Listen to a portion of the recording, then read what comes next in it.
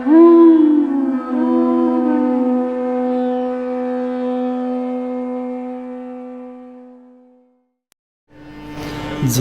আনিল প্রেম ধন করুণা প্রচুর, যে আনিল প্রেম ধন করুণা প্রচুর, যে আনিল প্রেম ধন করুণা প্রচুর, যে আনিল প্রেম ধন করুণা প্রচুর। হেন প্রভু কোথা গেলা অর্ষজ ঠাকুর, হেন প্রভু কোথা গেলা অর্ষজ ঠাকুর, হেন প্রভু কোথা গেলা অর্ষজ ঠাকুর, হেন প্রভু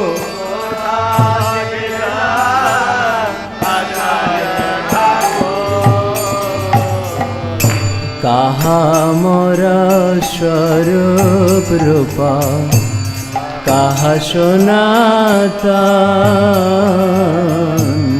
কাহা মোর স্বরূপ রূপা,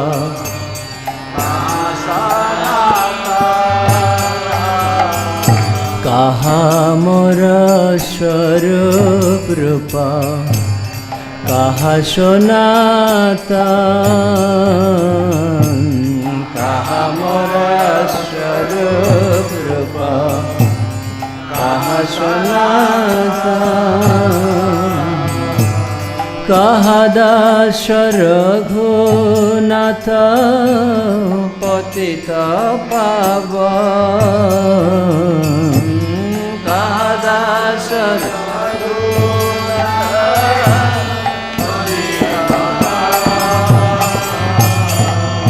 কাহা দাস রঘুনাথ পতিত পাবন,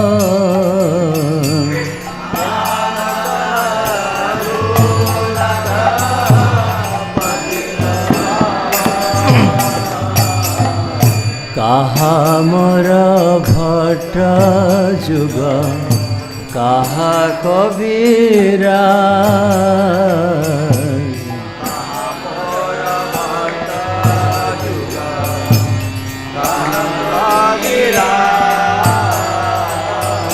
কাহা মোর ভট্ট যুগ, কাহা কবিরা,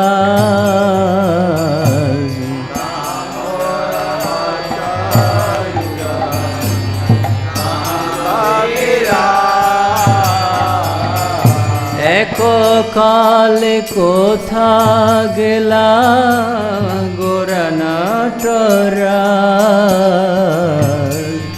এক কালে কোথা গেলা গোরা নটরা, এক কালে কোথা গেলা গোরা নটরা,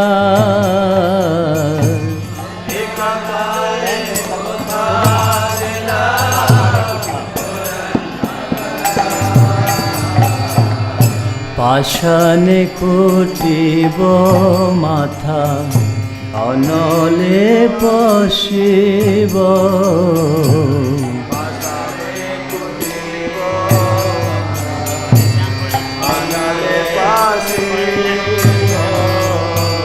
পাশানে কুটিব মাথা অনলে পশিব,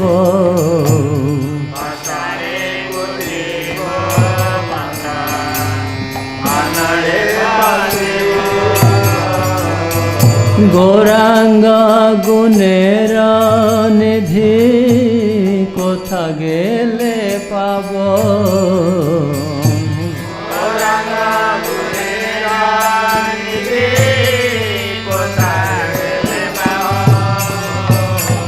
গৌরাঙ্গ গুণের নিধি কোথা গেলে পাব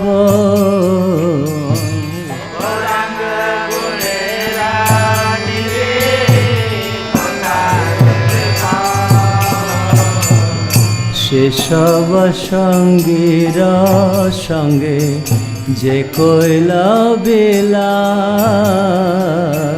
সেসব সঙ্গীর সঙ্গে যে কইল বিলাস সেসব সঙ্গীর সঙ্গে যে কইল বিলাস সেসব সঙ্গীর সঙ্গে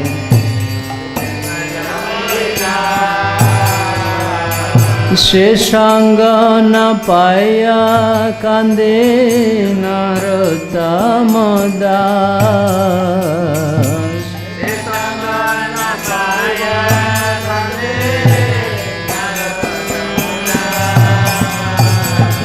সে সঙ্গ না পাইয়া কান্দে নরোত্তম দাস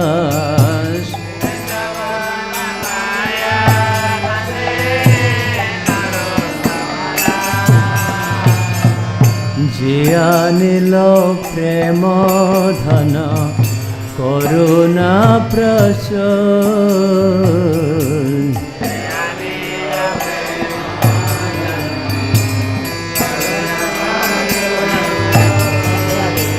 জিয়া নিল প্রেম ধন করুণা প্রচুর জিয়া নিল প্রেম ধন করুণা প্রচুর হে না প্রভু কোথা গেলা হর্ষজ ঠাকুর হে না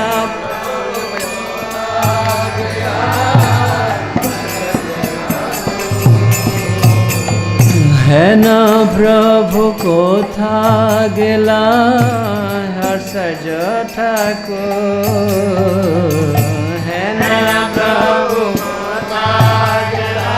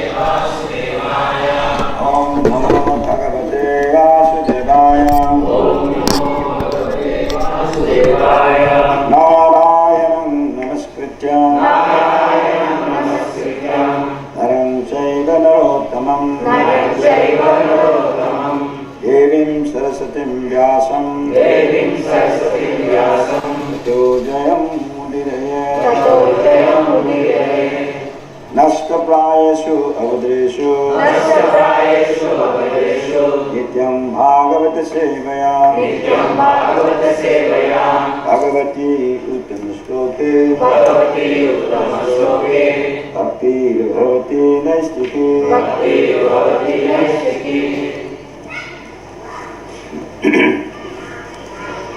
So, reading this morning, this is Sripad's appearance today. And the land of Lord Pithal.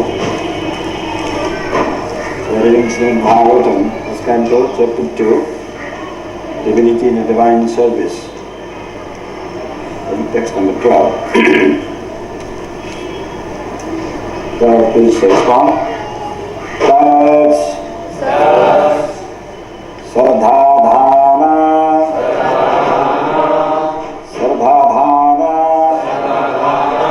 Munayo Tas Sardhadhana Munayo Tas Sardhadhana Munayo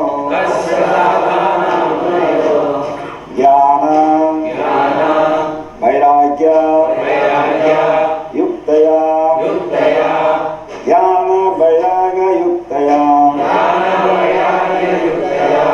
Jnana Vairagya Yuktaya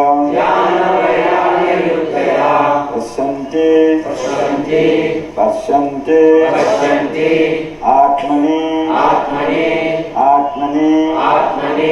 Chatmanam Pasanti Atmani Chatmanam Pasanti Atmani Chatmanam Apya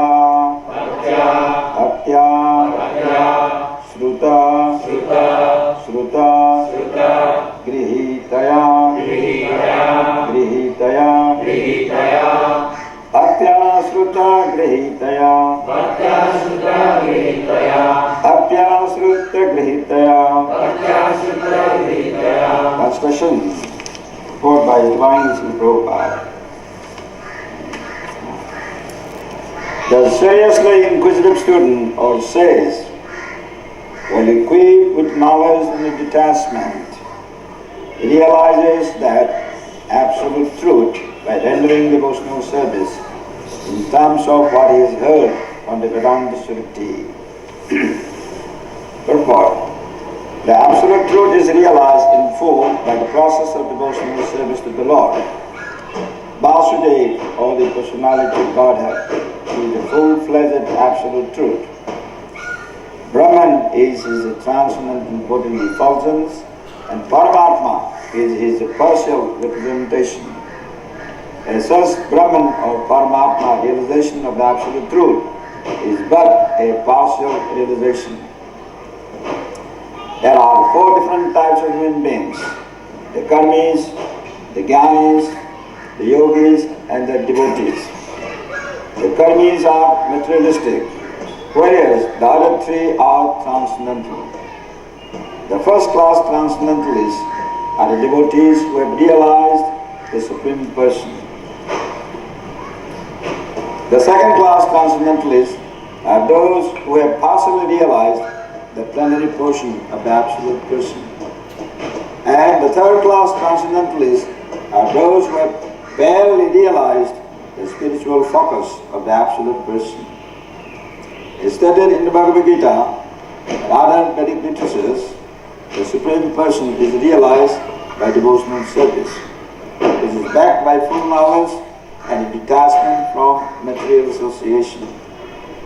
We have already discussed the point that devotional service is followed by knowledge and detachment from material association.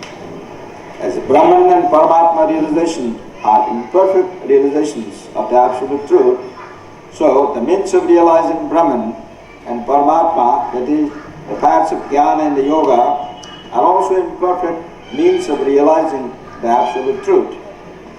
Devotional service, which is based on the foreground of full knowledge, combined with detachment from material association, and which is fixed by the oral reception of the Vedanta Shruti, is the only perfect method by which the seriously inquisitive student can realize the Absolute Truth. Devotional service is not, therefore, made for the less intelligent class of transcendentalists. There are 3 classes of devotees, namely first, second and third class. The third class devotees, or the neophytes, who have no knowledge and are not detached from material association, but who are simply attracted by the preliminary process of worshipping the deity in the temple, are called material devotees. Material devotees are more attached to material benefit than transcendental profit. Therefore, one has to make definite progress from the position of material devotional service to the second-class devotional position. In the second-class position, the devotee can see four principles in the devotional line, namely the personality of Godhead, his devotees, the ignorant and the envious. One has to raise himself at least to the stage of a second-class devotee, and thus become eligible to know the absolute truth. A third-class devotee, therefore, has to receive the instructions of devotional service from the authoritative sources of Bhagavata. The number one Bhagavata is the established personality of devotee, and the other Bhagavatam is the message of Godhead. The third-class devotee, therefore, has to go to the personality of devotee in order to learn the instructions of devotional service. As a personality of devotee is not a professional man who earns his livelihood by the business of Bhagavatam. As a devotee must be a representative of Sripad Goswami, like Srita Goswami, and must preach the cult of devotional service for the all-around benefit of all people. A neophyte devotee has very little taste for hearing from the authorities. As a neophyte devotee makes a short hearing from the professional man to satisfy his senses. This sort of hearing and chanting has spoiled the whole thing. So one should be very careful about the faulty process. The holy messages of Godhead, as inculcated in the Bhagavad Gita or in the Srimad Bhagavatam, are undoubtedly transcendental subjects. But even though they are so, as the transcendental matters are not to be received from the professional man, who spoils them as the serpent spoils milk simply by the touch of his tongue. A sincere devotee must therefore be prepared to hear the Vedic literature like the Upanishads, Vedanta and other literatures left by the previous authorities or Goswamis for the benefit of his progress. Without hearing such literatures, one cannot make actual progress. And without hearing and following the instructions, the soul of devotional service becomes worthless, and therefore a sort of disturbance in the path of devotional service. Unless therefore devotional service is established on the principles of Shruti, Smriti, Purana and the Pancharantra authorities, the make show of devotional service should at once be rejected, and an unauthorized devotee should never be recognized as a pure devotee.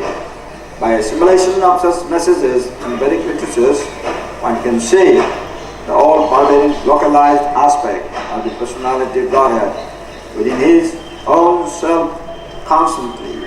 This is called Samadhi. Jai Gopal Prabhupada ki Jai. Guru Prabhupada. Hare Krishna.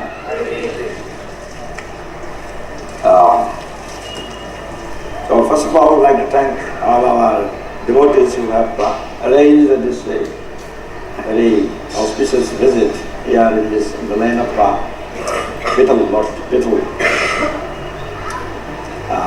wonderful. So I'd like to thank all our devotees who have arranged this program, and also I'd like to thank our Sanatan Prabhuji, who is here as the ISKCON president. That we developed a very nice temple in the future. So sometimes when you plan things, things don't happen as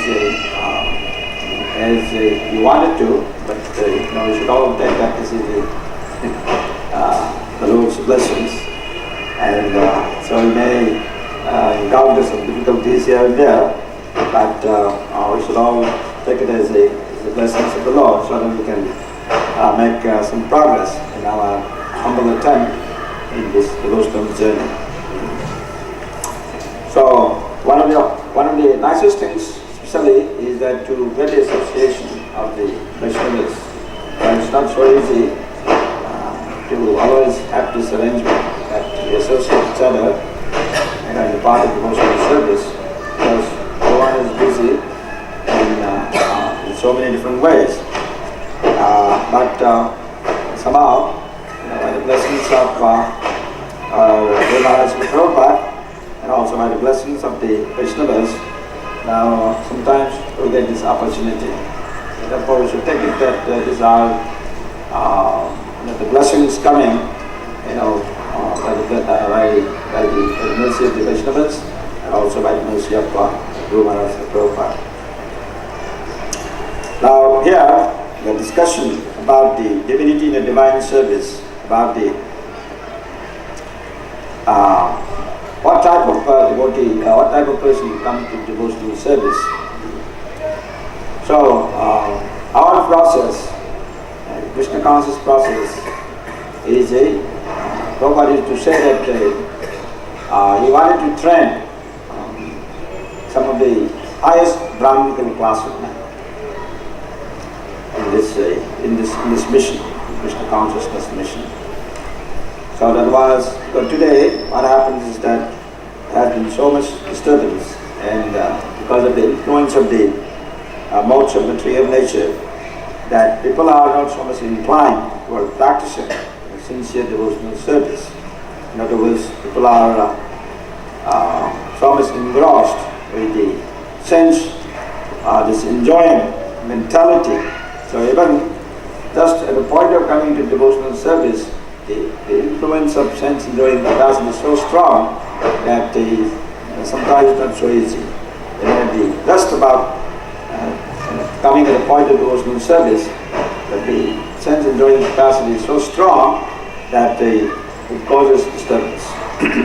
So therefore, it is very important that how to get strength of devotional service. So we come to the holy dance, holy pastimes of the Supreme Lord. The Lord comes in different forms as avatar, but the purpose is to enlighten and to guide the sincere souls. So when you come to the holy dance like here, that just by associating the devotees and also by getting the blessings, seeking the blessings of the Supreme Lord, that our internal, that energy gets you get strength. And so in this way, one can carry on in devotional service. Otherwise, sometimes we get affected by the modes of material nature, and then devotional service slackens. So this is in other words, this hampers our devotional journey. So therefore, we come and we beg the blessings, make prayer for the blessings of the Lord, make prayers for the blessings of Dham, and in this way, one can get inspiration and strength to go on our devotional service. So this is the primary purpose of having darshan of the holy dance. And so we should therefore try to make sincere prayer so that our devotional service is not hampered by the influence of the modes of material nature. Consider there are 4 classes of men. Prabhupada explains in this purport that these classes of men are there as the karmis, jnanis, the yogis and the devotees. So we want to learn the devotional art, devotional science. But unless we get an association of the devotees, then it is not so easy to come to the devotional platform. So, of course, the pastimes of Lord Bittu, I think there may be many who know more about. But here Prabhupada mentions here very briefly in the Charitamrita, and this is in the Madhulila on chapter 9, You see on text number 282. Tatahide Pandat Pure Aila Gaura Chandra Vito Thakur Deki Paila Ananda. Translation.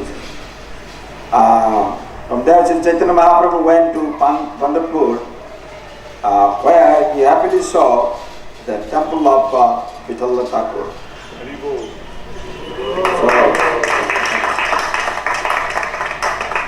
So, purport as a short purport, the city of Pandharpur is situated on the river Bhima. I think that's the river that is called Chandra and the Bhaga. It is said that Sri Chaitanya Mahaprabhu initiated Tukaram when he visited Pandharpur, and thus Tukaram became his disciple. The Prabhupada was writing, Tukaram Acharya became very famous in the Maharashtra province, and he spread the Sankirtana movement all over the province. The Sankirtana party belonging to Tukaram is still very popular in Bombay and throughout the province of Maharashtra. Tukaram's book is known as Abhanga. His Sankirtan party exactly resembles the Gaudiya Vaishnava Sankirtan parties, for they chant the holy name of the Lord with the mridanga and the kirtans. The Lord Vitaldev mentioned in this verse is the form of Lord Vishnu with two hands is Narayan. So this much is given by Prabhupada. So you can see that the people come with this tilak, and so it is also they are very sincere, and so we're very happy that to see that it's wonderful. These devotees are all over here, especially in Pandharpur. Our temple, I think, has our temple, coming up temple, ISKCON temple, I think will have a very important role to tie up together with this begging the Vitaldev's mercy and become a very powerful force. It's like in Tirupati,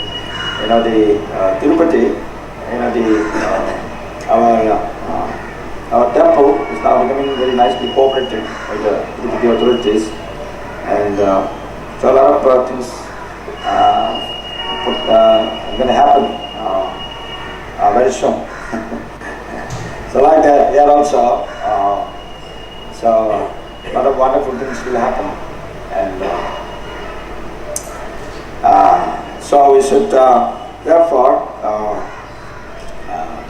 we should broadcast that since devotees are coming from many parts of the world, we should broadcast that this temple, our Hare Krishna temple, is coming up in Pandharpur, and so we should come and have the darshan, and also we should try to help the temple. The temple projects, especially in these important holy times.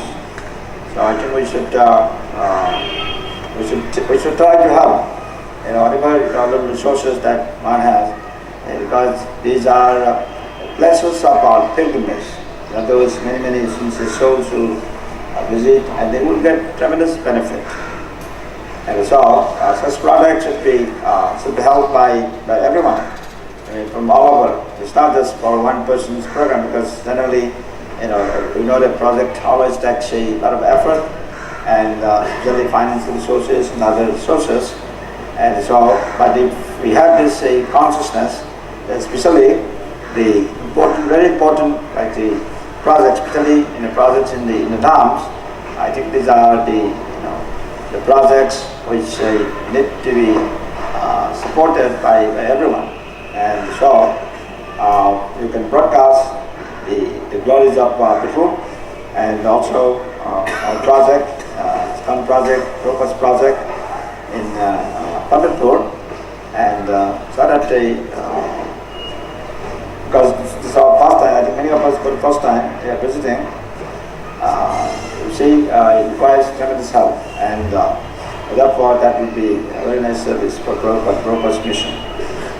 And coming to get the darshan is and how to inspire to serve Prabhupada's mission, and also for our own strength, spiritual strength, getting the blessings of the Supreme Lord. So in this way, the project will flourish very quickly, and the entire planet will be very much benefited. And so this morning, a few of us went for darshan early in the morning. We got up at 2:30 in the morning, and we got there before 3:30. So at the beginning, I wasn't sure we would be able to get in. But our secretary, our assistant of our Sanatan, so he was very sincere and by his sincere effort, I will provide the blessings of Vitul today and all of you. So we had a very nice darshan. So we are all praying for all of you for the blessings of Vitul today. So we kindly bless us so that we can carry on our devotional service. We had a prayer in the morning, and there was a very nice the Abhisekam, and I was impressed with the sincerity of the especially the pujaris, and so we had a very nice program. So we had some prasadam brought with all of you. There was some Amrita, was still there, and what is it? Those crystals, sugarcane crystals. But since today is Ekadasi, there is also some sweets that is kept aside. It was very nice. We came back around what time? 6:30, 7 o'clock. So we are out from so about 3 o'clock to 7 o'clock. So it was that's a very nice program. Someday I think we'll come again, and maybe next time. Actually, many people can go, but some are behind. Those who are sitting in front is only the few people. So the pujaris are very nice, and then I showed the whole Abhisekam, and I got some idea.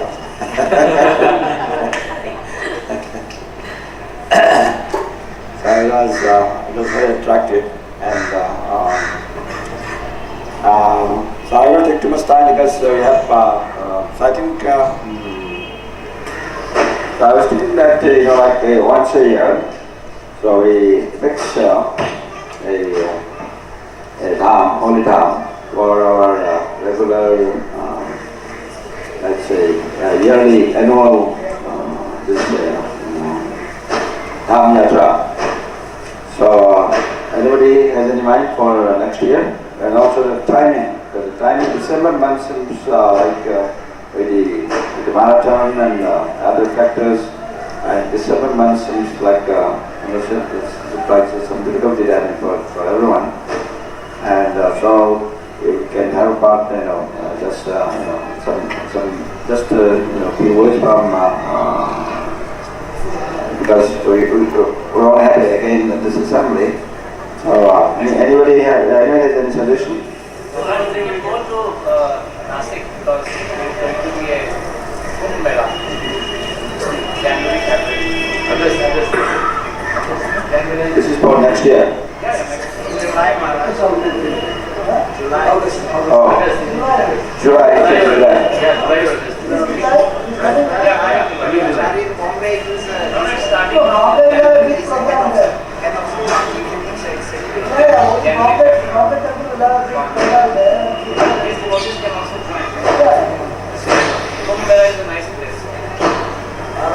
think January was after Rath Yatra is the best time.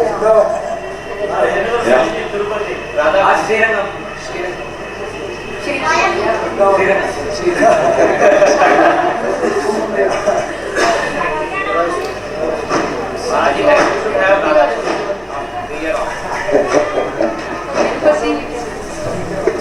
Now we will not make the decision now, but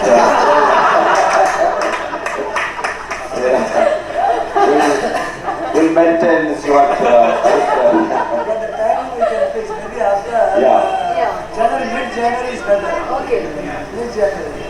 After Rath Yatra, Bombay Rath Yatra is already January 14th. After that, we will go January. Yeah. If you want to January middle, okay, so the time January middle is the right time. convenient. Okay, so we'll plan something in January middle, and then we'll try to be the program. Maybe with some kind of, let's see, a little more days, not just 1-2 days, maybe about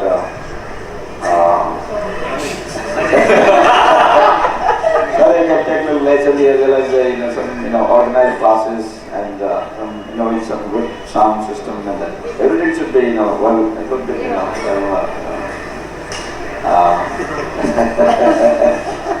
more little organized. I think that would be nice. Okay. So we'll communicate this to the email, right? And fix it. Okay, now how many of you are coming to Manipur this Triple Jubilee Festival from here? And let's see, can you raise your hand? That's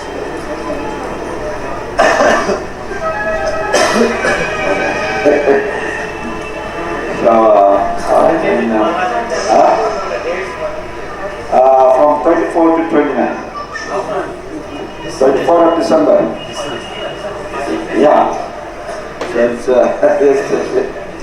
from 24 to 29. It's so on 25th is the day of our ISKCON inauguration, on Christmas Day. After Prabhupada's departure, we started this temple.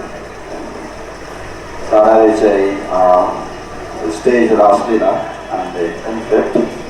And so there's a special kirtan we call Nat Sankirtan, Manipuri style. That is brought by, there are ladies party and men's party. The men are from different ages, younger one, middle one, old one. So there are a special kirtan is staged for all these 6 days. So it will be about, and it goes to about every day to about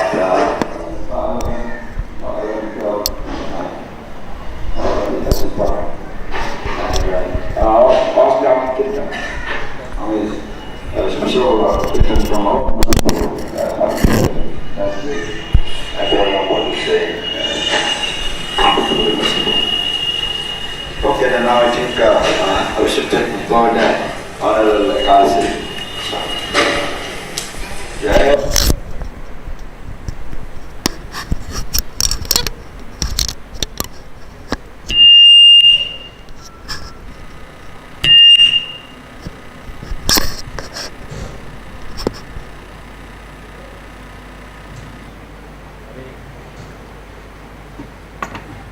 Hare Krishna.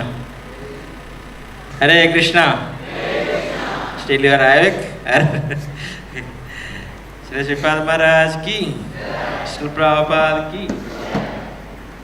So this was a wonderful lecture actually in Pandharpur in 2002. So 2002 we had a Bash Puja in Bombay Jew temple. Then after that the devotees went for pilgrimage to Pandharpur. So this was from that Srimad Bhagavatam in the morning. So we'll begin with glorification now. So those who are just coming out, so we'll go with those devotees, and so those who are coming in the latter, so we'll take care of them later.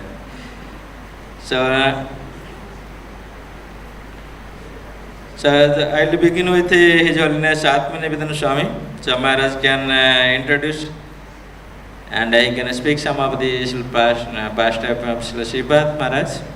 And because he has been long time associated with Maharaj, so we can hear from Maharaj, then we'll see some other guests. Hare Krishna! Hare Krishna! Krishna Krishna! Hare Hare! Hare Rama! Hare Rama! Rama Rama! Hare Hare! This is just to wake you up, because just like you, I am also sometimes feeling a little drowsy due to lack of oxygen in this room and the heat. So we have to all stay awake now. In Krishna consciousness, it's very important that we be attentive to any activities which we are performing. This is of course mentioned by Bhaktivinoda Thakur as the 11th offense against the holy name. Of course, this doesn't just mean chanting Hare Krishna, but everything when we speak about Krishna or his pure devotee is also considered the holy name. So Bhaktivinoda Thakur says that it is also an offense to be inattentive while hearing this transcendental subject. Of course, I don't have that much transcendental things to speak about our beloved Srila Sripad Guru Maharaj, but I will try and say some things. Personally, I am never lost for words. When I have to speak, I can speak for hours without any problems. But on occasions like this, I have a mental block, because that mental block comes in one sense due to the sadness of not having the physical presence of Srila Sripad Guru Maharaj. I was very fortunate that since the day I came in contact with him, I had very close association with him. I traveled with him, and sometimes I had good fortune to also share a same room with him. Although it was a little bit embarrassing for me to share the same room as a spiritual master. Generally the spiritual master is supposed to be treated as good as God. Therefore it's a very sacred domain of the spiritual master. And somehow Sripad Maharaj was very, very merciful that he allowed me little space, and he shared his room with me.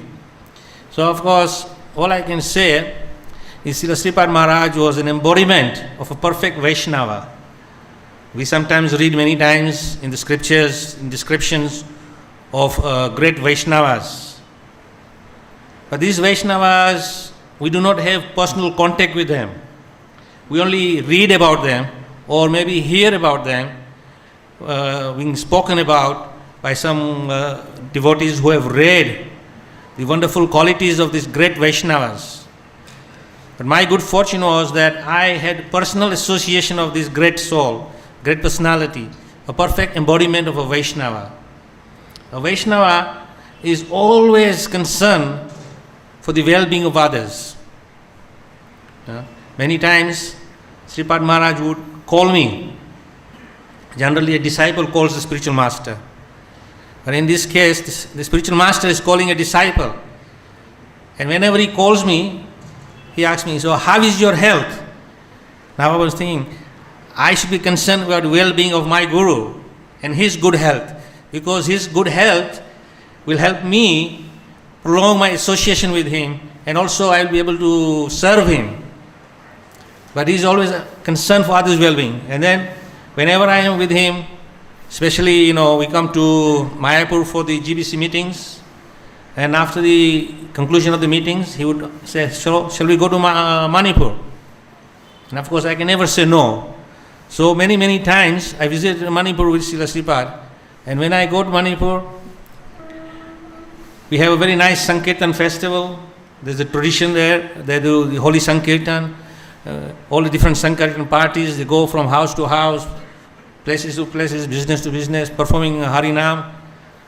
So of course we from our ISKCON center also led the Harinam parties, led by Srila Sripad Maharaj with his transcendental heavenly voice, enticing everyone's minds and hearts by his beautiful voice and singing. And then after that, when we come back to temple, everybody is hungry. They're all sitting in line for prasadam. And of course, at the head of the line, they make a special seat for Srila Sripad Maharaj. But he would never sit.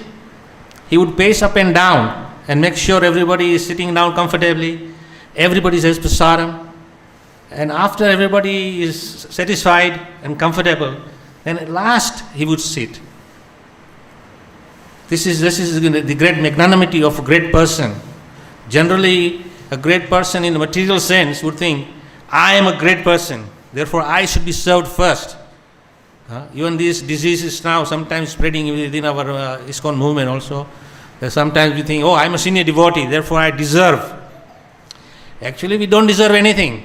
If we deserve anything, we deserve to be humble. We don't deserve to be treated like God or special person. But if some devotees out of etiquette offers you a seat, offers you prasadam, then you will graciously accept that, but not demand. So Srila Sripad Maharaj was such one great Vaishnava that he actually showed by his own personal example how to be a perfect devotee. We are always wondering how to become perfect devotee. Many times when we are giving class, Srimad Bhagavatam class, after the conclusion of the class, we ask any comments, any questions, and there are some hands sometimes raised up, say, how can I improve to be a good devotee? Well, it's very simple. There is no nuclear science here. Simply follow the footsteps of great devotees. Just learn from them, just associate with them. And actually, when you start associating with great devotees, then you yourself become great, because the greatness of that person rubs onto you. In physics, we used to do this experiment that there is a very powerful magnet, and along with the magnet, we put a small piece of iron, and eventually the iron is attracted to the magnet and is stuck to the magnet. And after an hour or so of the iron being stuck to the magnet, you take the iron away from the magnet, and what does the iron have? It also has developed the qualities of a magnet. So similarly, the pure devotees are a magnet of great qualities. And if we have our good fortune to associate with one such person, then we should consider ourselves very blessed. And because of that association, some of the good qualities rubs onto us, and we also get opportunity to become great. And great means not that we become arrogant, that now I am a great person. By the association of a great person, I have now become a very powerful person. No. Great means that we develop sincere understanding of our true position. Our true position is one of insignificance. So unless until we understand that we are insignificant, we will never progress in spiritual life. Chaitanya Mahaprabhu, in his Transcendental Siksastikam prayers, has very clearly given us instructions, the transcendental instructions in the Siksastikam. And one of the prayers we sing regularly, in fact most temples have this practice during Tulsi Puja. After that we recite some Siksastikam prayers all of it, or at least this one particular sloka, Trinarapi Sunishana, Tarorasuna, Amanina Manidena Kirtana Sada. Now in order to actually practice this, it's not easy. Amanina Manidena. One should not expect any respect, but one should be ready to give respect unto others. So when we develop that quality to see everyone else as greater than us, then we'll be able to give them respect and honor. Otherwise we'll think, well, I am a great person, they should be giving me this respect. They should not expect any respect, but they should be giving me respect. Amanina mani dena. It doesn't work like that. It means for us, amanina mani dena. I must not expect respect, but I must give. But I should not think that, all of you must not expect respect, but you should give. I am a deserving cause. Give it to me. All the respect and honor. Then what happens? We are on a slippery slope down to hellish regions. So Vaishnavas like Srila Sripad Maharaj are rare in this world. They come to give their association, and while they are physically present, we sometimes take it for granted that he's here every day. Especially for me, in all those years I was with him, I was thinking, he's going to be with me all my life. But of course, at some time, at some stage, the spiritual master decides that he has to leave and go on to serve his spiritual master in another mission somewhere else. So then he leaves his disciples. Now, the disciples, if they were sincerely following the spiritual master and his instructions, then they should be mature enough to continue their spiritual life without the physical presence of the spiritual master. But we have the transcendental instructions which are eternally with us, embedded in our heart, in our minds. And if you take this spirit, then you will never feel the absence of the spiritual master. Although sometimes I am not in the same category that I have embedded all the instructions in my heart. So I feel sad sometimes and saddened that I don't have his physical presence, And whenever I was with him, I was always happy. So I suppose this is the same thing as Queen Kunti prays to Krishna, that let misery come upon us. And when misery comes, Krishna is present. And therefore, Queen Kunti and the Pandavas feel relieved because Krishna is present there. So similarly, I feel that when Sripad is with me and I'm in his presence, I'm free from all anxieties.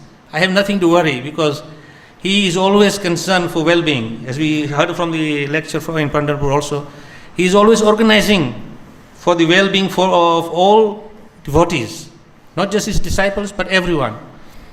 And when I was traveling with him, instead of me taking care of him, he was taking care of me. Now I feel that he was teaching me how to become a perfect person. So, on days like this, Tirobhav especially, when we feel separation from the spiritual master, we reflect back and say, can I become like him? Of course, we cannot imitate him, but can I embed the qualities and values he had in myself? And if I do that, and if someone sees me, then they say, oh, he's a disciple of Bhaktisvarupa Damodara Maharaj. Simply by my activities, not knowing that I'm his disciple, but simply by the qualities I have developed from him, that would be credit to the spiritual master. And that would be credit to me that I am doing justice to being his disciple. Otherwise, just being a disciple in name is meaningless. Because on the day when you receive your initiation, and when he looks into your eyes, and he asks you to follow the four regular principles of Krishna consciousness, promise to chant 16 rounds of the Hare Krishna Mahamantra, then with great pleasure, he hands you your japa mala and gives you a transcendental name. At that point, when you receive the name, means you are now fully acknowledging that now I have received this name from the spiritual master, therefore now I have no independence. I am fully committed to the order of the spiritual master. And a disciple can only become successful in his spiritual endeavors if he fulfills the order of the spiritual master. This we see in example of our own great Acharya, His Divine Grace A.C. Bhaktivinoda Swami Prabhupada. Prabhupada was meditating every day in Radha Damodar temple. How can I fulfill the order of my Guru? And he's praying and he's crying to Rupa Goswami, show me the way, guide me. And then finally one day Rupa Goswami maybe inspired Prabhupada and says, get up, go across the ocean and start preaching the message. And of course Prabhupada took courage at the grand old age of almost touching 70. He went across into the other country, across the Atlantic, into an unknown. But because he had full commitment and faith to the order of his Guru, he was blessed with success. Similarly, Sripad Maharaj was also given many instructions. One of them was to establish the preaching of science and spirituality under the form of Bhaktivedanta Institute. Others, he said, you take cultural programs around the world and teach people through culture. Of course, he did that also with his Ranganiketan group, taking around all this beautiful Manipuri Rasa dance culture to show people how beautiful these pastimes of Krishna are. Then, of course, Prabhupada told him, you build a temple in Manipur. Now, those who have been to Manipur, it's not easy to build a temple in Manipur. There are a lot of obstacles. And, of course, one of the most important ingredient required to build the temple is money, to buy the ingredients, the materials for building temple. But somehow he did it, and he went everywhere and he collected little pennies here and little pennies there. And one time he showed us personally that we went to the marketplace and he put out his Uttaraya and he went to all the shopkeepers and said, please give something for the temple. Even if they give 1 rupee, that is okay. He is collecting to build the temple for Radha Krishna Chandra. Of course, those who have seen the photographs or actually had the opportunity to go to Manipur, then you will see the beautiful temple of Radha Krishna Chandra. And those who haven't been, I would say, it is very easy now. Though in the past you need to get some permission and so many rules, regulations were there. But now you just take a flight across from Calcutta into Imphal, and there you are, just down the road. Beautiful temple of Shri Radha Krishna Chandra. And you will not be disappointed when you go there. You will see this wonderful, magnificent temple. So on that note, I invite all of you, please go to Manipur, take darshan of Shri Radha Krishna Chandra, take his blessings, and your lives will become fully fulfilled by the blessing of Shri Radha Krishna Chandra. Because Prabhupada said that this temple of Radha Krishna Chandra will be the embodiment of Krishna consciousness, and it will convert the whole state of Manipur into the revival of Krishna consciousness, which was previously there, but it is kind of slowly dying. But Prabhupada said to Bhaktisvarupa Damodara Maharaj, Sripad, that you do this, very soon you will find the whole state of Manipur becoming first class, dedicated Vaishnavas, worshipping Sri Gauranga Mahaprabhu and chanting the holy name. So on that note, I will thank you all very much for this time to speak. Hare Krishna. Jai Shri Sripad Guru Maharaj ki jai. Jagat Guru Srila Prabhupada ki jai. Gaur Bhakta Vrind ki jai. Jai Go Premanande. Gyantimirandhasya Gyananjana Shlakaya Chakshurunmilitang Yena Tasmai Shri Gurave Namaha Namah Vishnupadaya Krishna Pashtaya Bhutale Srimate Bhaktivedanta Swami Namane Vanchakalpatarubhascha Kripasindhubhya Evacha Putitanam Pavanebhyo Vaishnavebhyo Namo Namaha. So we gathered together on a very auspicious day, a little bittersweet auspicious day, because appearance and disappearance of Vaishnava is always auspicious. But of course we lament their physical absence when we're celebrating their disappearance. So Srila Bhaktisvarupa Damodara Maharaj, he was very, very dear to Srila Prabhupada. Towards the end, Srila Prabhupada, as far as I understood, he spent so much time with him, emphasizing his preaching program so much. He said, if you can use it, I'll give you the whole Mumbai temple. Colossal, huge. Maybe the first time I met Srila Maharaj, he came from, I'd already joined the institute. This is in 77. Srila Prabhupada was at Bhaktivedanta Mana. He was there for a long time. He'd left India, he wanted to go to America to establish Varnashram Dharma. But his health became so critical that at the Mana he stayed there, he had an operation, and he stayed there for a long time. So many devotees came from all over Europe. So Srila Bhaktisvarupa Damodara Maharaj, that time Bhaktisvarupa Damodar Prabhu, Brahmachari, he came from America, and he stopped off in England. He was on his way to organize the first conference, Life Comes from Life conference. So I went to the airport and I met him, and we came back together. And then when we got to the Mana, immediately he arrived, there was a message that Prabhupada wants to speak to him immediately. That time Prabhupada's health was so poor, he could hardly see, very thin, very weak, he wasn't standing up. So Srila Maharaj went in and he offered obeisances, and just like when Srila Prabhupada first met Srila Saraswati Prabhupada, so he offered obeisances. Before he stood up, Saraswati Prabhupada was saying, so I think you should preach in the West in English, you're very educated. So before Sripad Damodar Prabhu, he was then, before he stood up, Prabhupada was already instructing him about the importance of this scientific preaching. And he spoke to Sripad Damodar Prabhu. He said, at one point he said, we are not animals that we condemn education. But if you use your education to prove that God does not exist, this is a waste of time. He said, people are suffering so much for this. And he started crying and crying. And then after he'd kind of calmed down, so he said, so who is this? And Sripad Damodar Prabhu, he said, oh, this is Gyanadas Srila Prabhupada. He's an Oxford scientist, one of our scientists. So Srila Prabhupada looked at me, he said, so, do you agree? So I said, I agree, Srila Prabhupada. I think it was a very critical moment. And then we came to Vrindavan for the conference. Sadhaputta was here, Brahmatirtha was here. I traveled around with Sadhaputta Prabhu inviting scientists, and we held the conference. Srila Prabhupada was very anxious for the scientists. Like it's said that the father always thinks that the children are incompetent.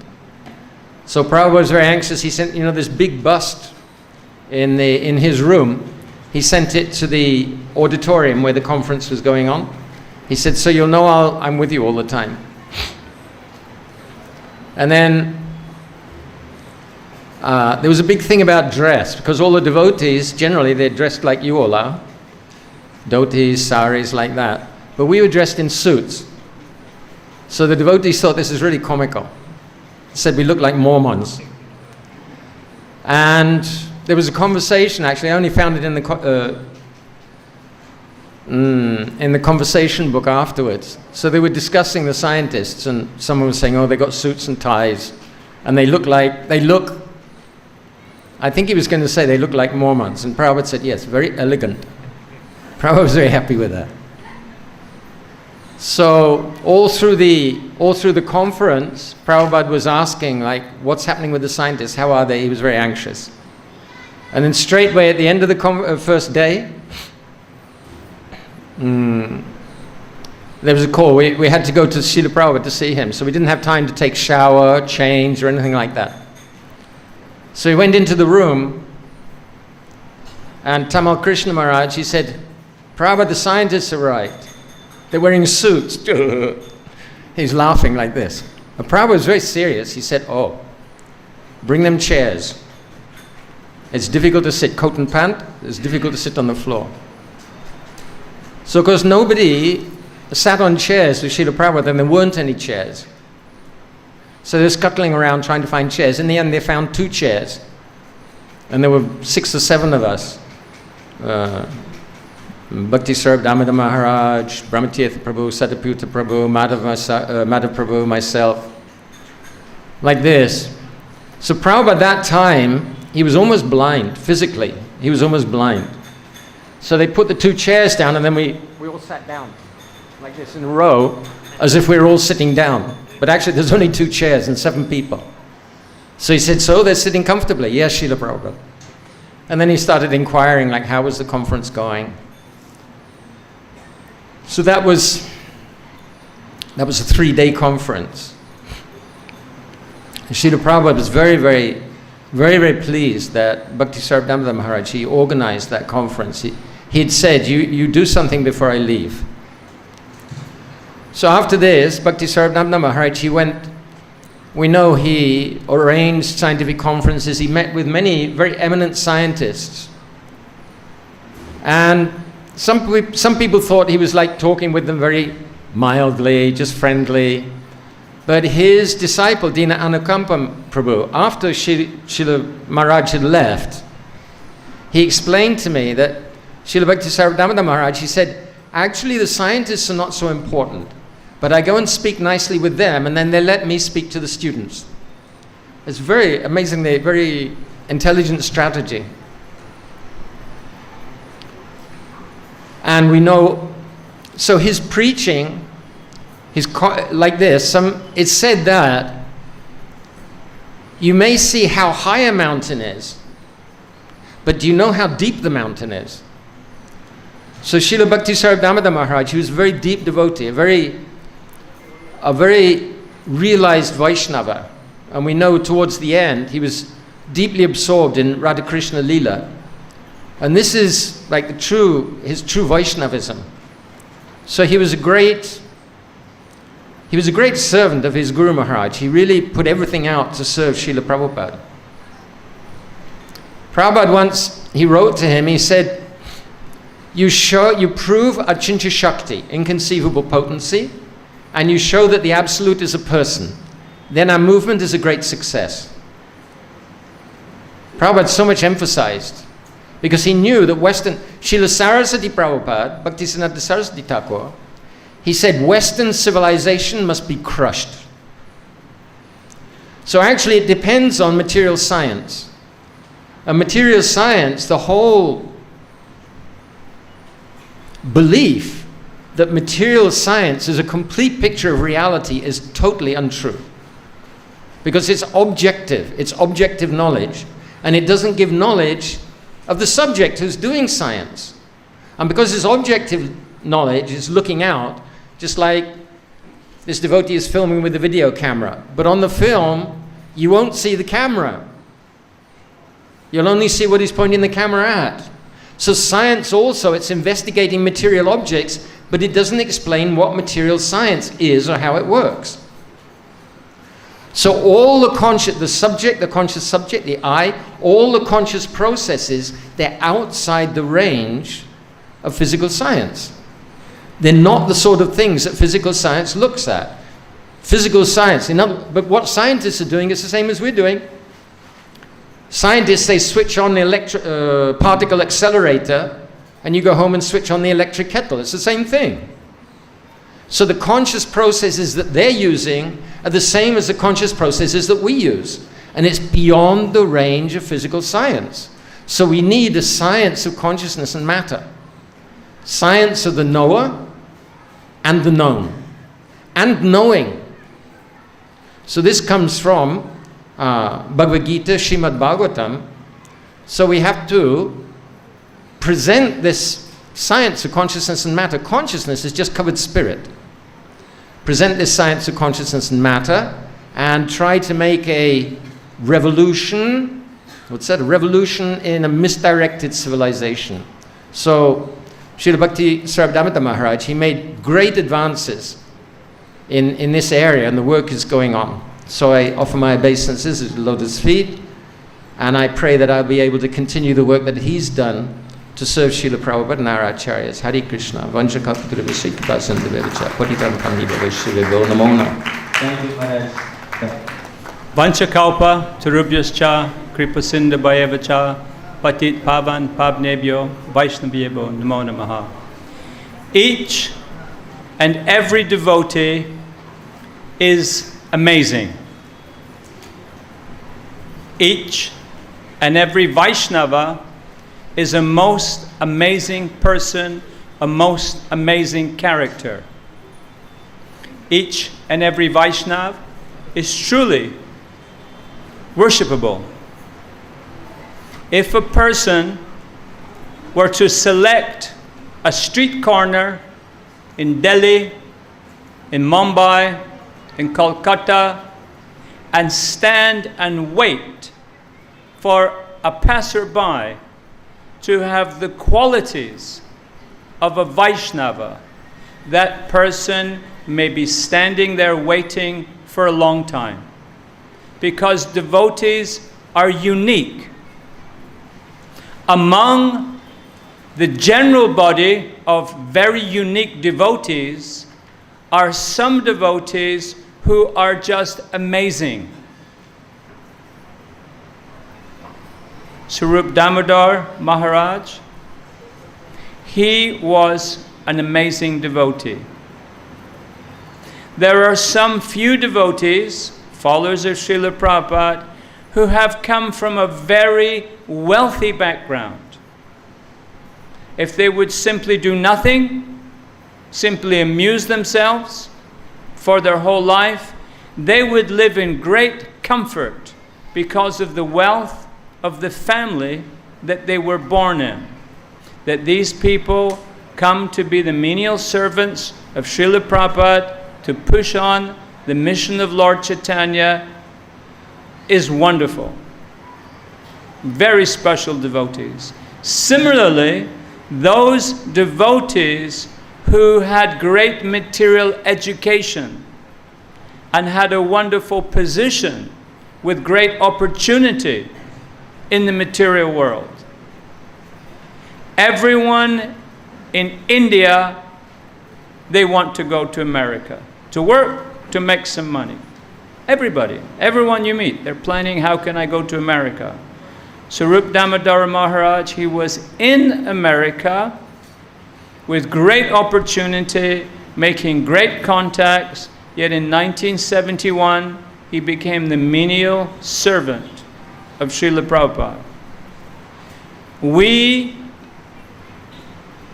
living entities, we do not have the capacity, we do not have the device, we do not have the understanding to understand what is in another person's heart,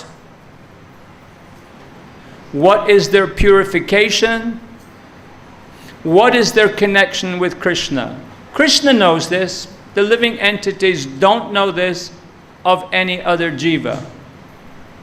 But we, members of ISKCON, we can judge, we can observe a person's advancement by how much he is pleasing to Srila Prabhupada. As Nimi Maharaj said, Srila Prabhupada, he was sick, he was dying. He was in London. He came to India and he died a few months. He knew he was dying. But as soon as Bhaktisvarupa Damodar, that's Brahmachari at the time, as soon as he came, Srila Prabhupada immediately wanted to see him. At different times in history, in the history of Vaishnavism, there have been different obstacles to people at large taking to the philosophy, taking to the practices of Krishna consciousness. The difficulty in the present age is atheism and impersonalism. This was the great challenge that Srila Prabhupada had preaching in the Western countries. And he was most pleased when his educated disciples, particularly people with PhDs, that they formed an institution, science institution, and they were preaching against the understanding that the scientists were giving to the people in general, that life is just chemicals bumping together, that consciousness comes from matter, that there is no spirit and there is no life after death. So this is, many people in the Western world, they think like this, and this is the basis of the education system in the Western world. Like Maharaj was saying, if you just use education to militate against the spirit, then it's a complete waste of time being educated. And education should be for understanding the Supreme Absolute Truth and our relationship with the Supreme Absolute Truth. So Srila Prabhupada was absolutely delighted by the efforts, by the character, by the surrender, by the vision of Sripad Maharaj. This occasion here is in his memory. Some of you here are the disciples, the followers of Sripad Maharaj. Others, like myself, we are his admirers. We hold him in great awe, great veneration, and all of us, from the program today, we may have the impetus, we may have the inspiration to read his books, to listen to his tapes, to understand his character, to understand his motivation, understand the sources of his inspiration, that we too, today and all days forth, become better Vaishnavas, apply ourselves more seriously to the path of Krishna consciousness because of the inspiration and the example of Swarup Damodar Sripad Maharaj. Hare Krishna.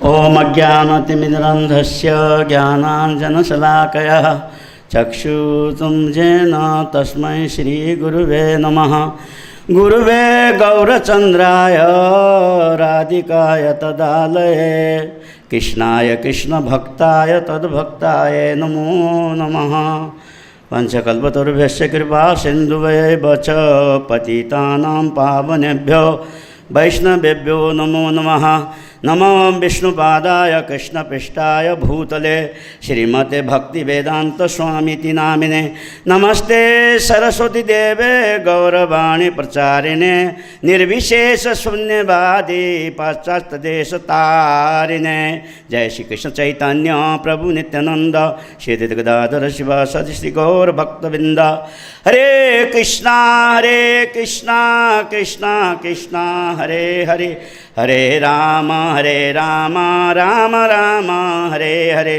जोर से बोलिए हरे Krishna Krishna Krishna Hare Hare Hare Ram Ram Ram Hare Hare. His Holiness Sripad Sarva Damodar Maharaj ki, Sripad Damodar Maharaj Tirubhav Titi Mahamahotsav ki jai.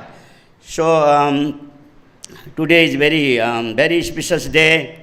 Here gathering everyone to celebrate Bhaktisvarupa Damodar Maharaj Tirubhav Titi Mahotsav and Thoudam Vrindavan. Is called almost Vijayadashami today. Navaratri is going on, a very special program everywhere, Ram Navami, celebration, Ram Leela, everything. So this is special day and Maharaj went from this planet back to home, back to Godhead. So already the Maharaj says he's not ordinary, Maharaj is not ordinary persons. He's very dear to Srila Prabhupada. Just like when I was also Bombay, that time Maharaj was Bhaktivedanta Institute. He had the office. He stayed there for some time for spreading the scientific philosophy for everywhere. And so Maharaj has a very good quality. He is very humble because he is very merciful. Anywhere whoever go, he always say Hare Krishna, like that. He's not so proud for everyone. So he's very very friendly. So that time Maharaj was Bombay, and scientific teaching is so wonderful. Many scientific books is there, stall. Many his disciples were there and distributing nicely book. They do college program everywhere, and temple also their bookstall and for collection for BI. So very nice. Many his disciple, also my friend over there that time in Bombay. So we are collecting for membership also. They are collecting for the Manipur temple. So like that. So Maharaj is not ordinary person, because I see Maharaj always along the Prabhupada. Even sometime 1975 I was here in Vrindavan. So one time the Maharaj not come for the class, but Maharaj Prabhupada is just watching like this. He say, "Why is our Swarup Damodar scientist? Why he not come?" So then after Maharaj, then they called, somebody went to get out and called to Maharaj. So Maharaj came. So Prabhupada is so happy. Our scientist came. So Prabhupada is talking almost so many things about him. So like that. So Sripad Maharaj, he very good quality, very intelligence. He built the Manipur temple also. Prabhupada said that you should make Manipur a Krishna consciousness. So he did that, and so 1-2 times he brought from Manipur all the drama, the party in Bombay. So he makes so many nice drama. So and Maharaj, he decorated us like Manipuri dress, pakadi, everything he called us in the temple, in front of the temple hall. So we enjoy like anything that time. So it's like such a, the sunrise, like this beautiful program was going on. But now I saw in Bombay is not much preaching going on, scientific preaching going on. So Prabhupada, the Maharaj wants to be scientific preaching very highly, and Prabhupada also said that he give to Swarupa Damodar this list, the second floor and Bombay guest house. So they have given Prabhupada orders. So they have given the BI, second floor for scientific preaching purpose only. So, but now it's not book distribution going on, nothing is going on. So I think I request all his disciples, because he has so many disciples, very educated, engineer, doctor. So they should, whatever Samudra Damodar Maharaj wants to do, they should fulfill his desire. And Bombay, because it's very big city, because they very good for scientific preaching, they should go and preach more, because they have so much facility in Bombay. So now it's not much going on. So I'm requesting them to please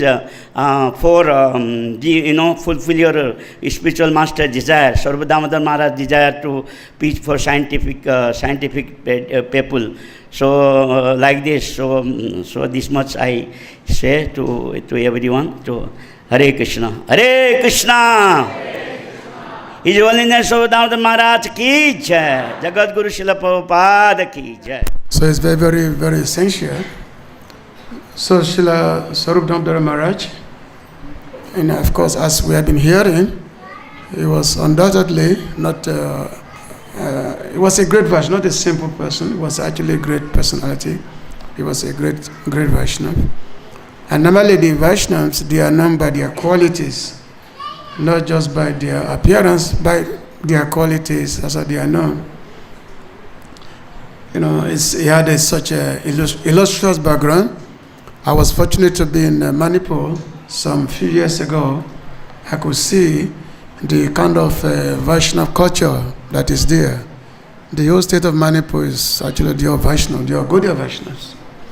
So it's such a great heritage. So Maharaj came from there, and of course, we know that the moment he joined Srila Prabhupada's society, the ISKCON society, he immediately was playing such a prominent role.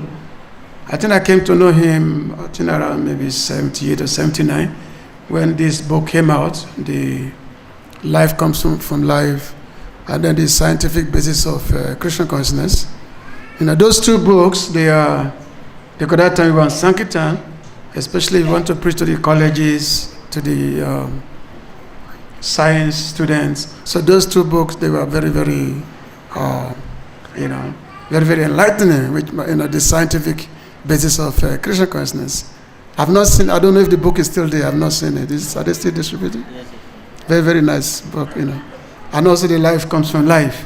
The very popular, the conversation that Maharaj actually Srila Prabhupada in Bombay. Very nice, beautiful book. So actually, those two books were actually very, very helpful. That time when we were preaching especially when we were doing a college preaching. So those two books were very, very, very, very preaching, and very, very helpful. So Maharaj, not only was he a great scholar, great scientist, but also a great Vaishnava, Actually, Maharaj his Vaishnava Bhav was much, much deeper than even just being a scientist.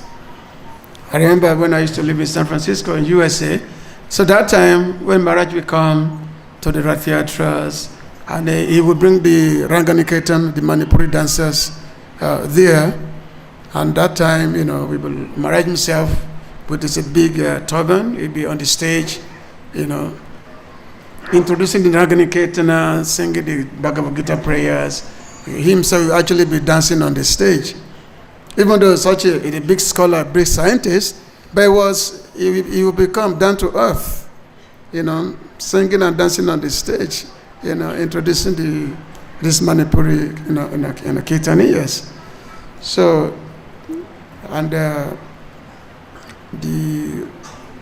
the Vaishnavism which he was actually propagating. So it gets a very, very deep impression on the people. And of course, that great personalities, they come and also they go. So it was. I remember I was in Calcutta in 2006. I just arrived in Calcutta, and the temple president called me that Srila Thoudam Maharaj just passed away. So it was it was a big surprise that what, it just passed away. Because I was fortunate to be there in the room where his body was lying, and even though his body was fresh, wasn't same as the person that before. There wasn't any noticeable change in his body at all.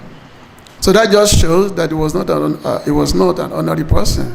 He was a great personality. So those who have come in contact with him and those who are actually serving him, they're actually very, very fortunate. And it will be a great privilege, of course, to have the association of all the nice devotees who have been serving Maharaj. So thank you very much. Very much to say. Hare Krishna. Sripad Damodara Maharaj ki. Srila Prabhupada ki. Hare Krishna. Thank you. Thank you.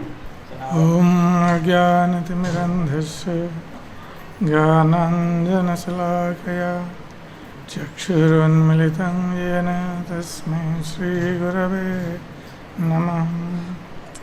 Shri Chaitanya Manobhishtam Sthapitam Yena Bhutale Swayam Rupa Kadamayam Dadati Swapadantikam Bandeham Shri Guru Shri Utapada Kamalam Shri Gurun Vaishnavangsha Shri Rupam Shagrajatam Sagana Raghunatha Nitantam Sajivam Sadvaitam Sabadhutam Parijana Sahitam Krishna Chaitanya Devam Shri Radha Krishna Padan Sagana Lalita Shri Visakhanitamscha He Krishna Karuna Sindho Dinabandho Jagatpate Gopesha Gopika Kanta Radha Kanta Namastute Tapta Kanchana Gaurangi Radhe Vrindavaneshwari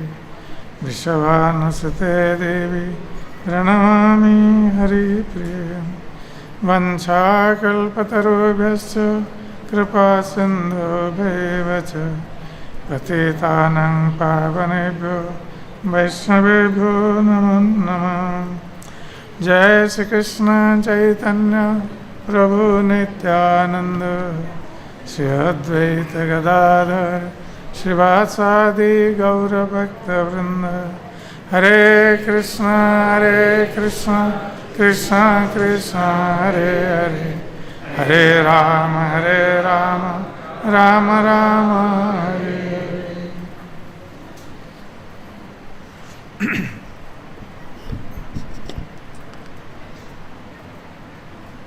So today we are observing the Disappearance Day of His Holiness Bhaktisvarupa Damodara Swami Maharaj, who was a great devotee and very dear to Srila Prabhupada.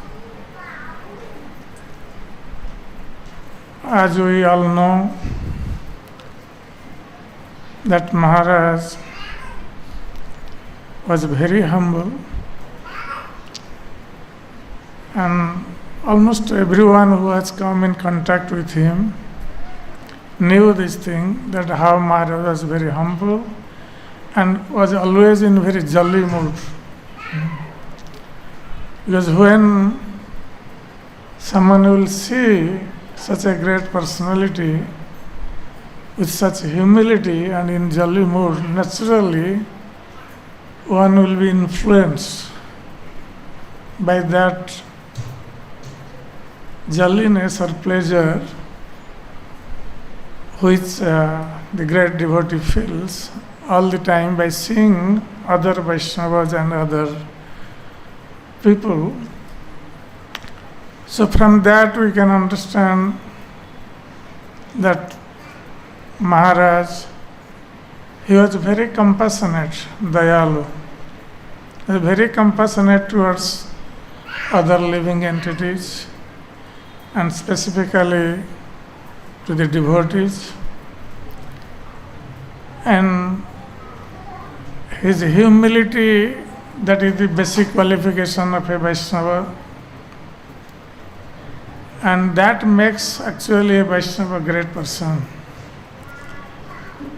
And it has been stated that the humility actually is the greatest ornament of a Vaishnava. When a Vaishnava is humble and very compassionate towards other living entities, then naturally he will attract people towards him. So though Maharaj was from a very humble background and he was a great scholar and great scientist, so when he was studying in America, he was doing his PhD, that was the time when Maharaj for the first time met Srila Prabhupada. Though his friend Dr. Rao, who became later on Ramananda Rai, he actually invited Maharaj many times to go to Srila Prabhupada, but Maharaj was refusing to go, like Prabhupada was refusing to his friend to go to see Srila Bhaktisiddhanta Saraswati Thakur initially in Calcutta. Because Maharaj had seen in America that many sadhus from India, they had gone to America and they were doing business, one type of business by opening yoga centers and doing some kind of teaching and taking money from people. So Maharaj was not very much attracted to the so-called sadhus. So when Dr. Rao invited Maharaj to go to Los Angeles to see Srila Prabhupada, initially Maharaj thought maybe he may be another sadhu like that. So he was not very much interested. And Dr. Rao was almost going every day to Los Angeles to see Srila Prabhupada. And one day, he asked Maharaj that, okay, tomorrow I am going to meet Srila Prabhupada, and this time I am giving you the last ultimatum. If this time you would not come with me, then my relationship with you will end for our life. I will not keep any relationship with you. So then Maharaj somehow he agreed to go with Dr. Rao. And actually that was the day when Dr. Rao got initiated by Srila Prabhupada. His name became Ramananda Rai. And he took Maharaj with him and introduced to Srila Prabhupada. So when Prabhupada saw him, actually that day Prabhupada had eye contact with Maharaj. Then another day, Ramananda Rai, he introduced Maharaj to Srila Prabhupada, and he told him that he was doing PhD. So Prabhupada told Maharaj that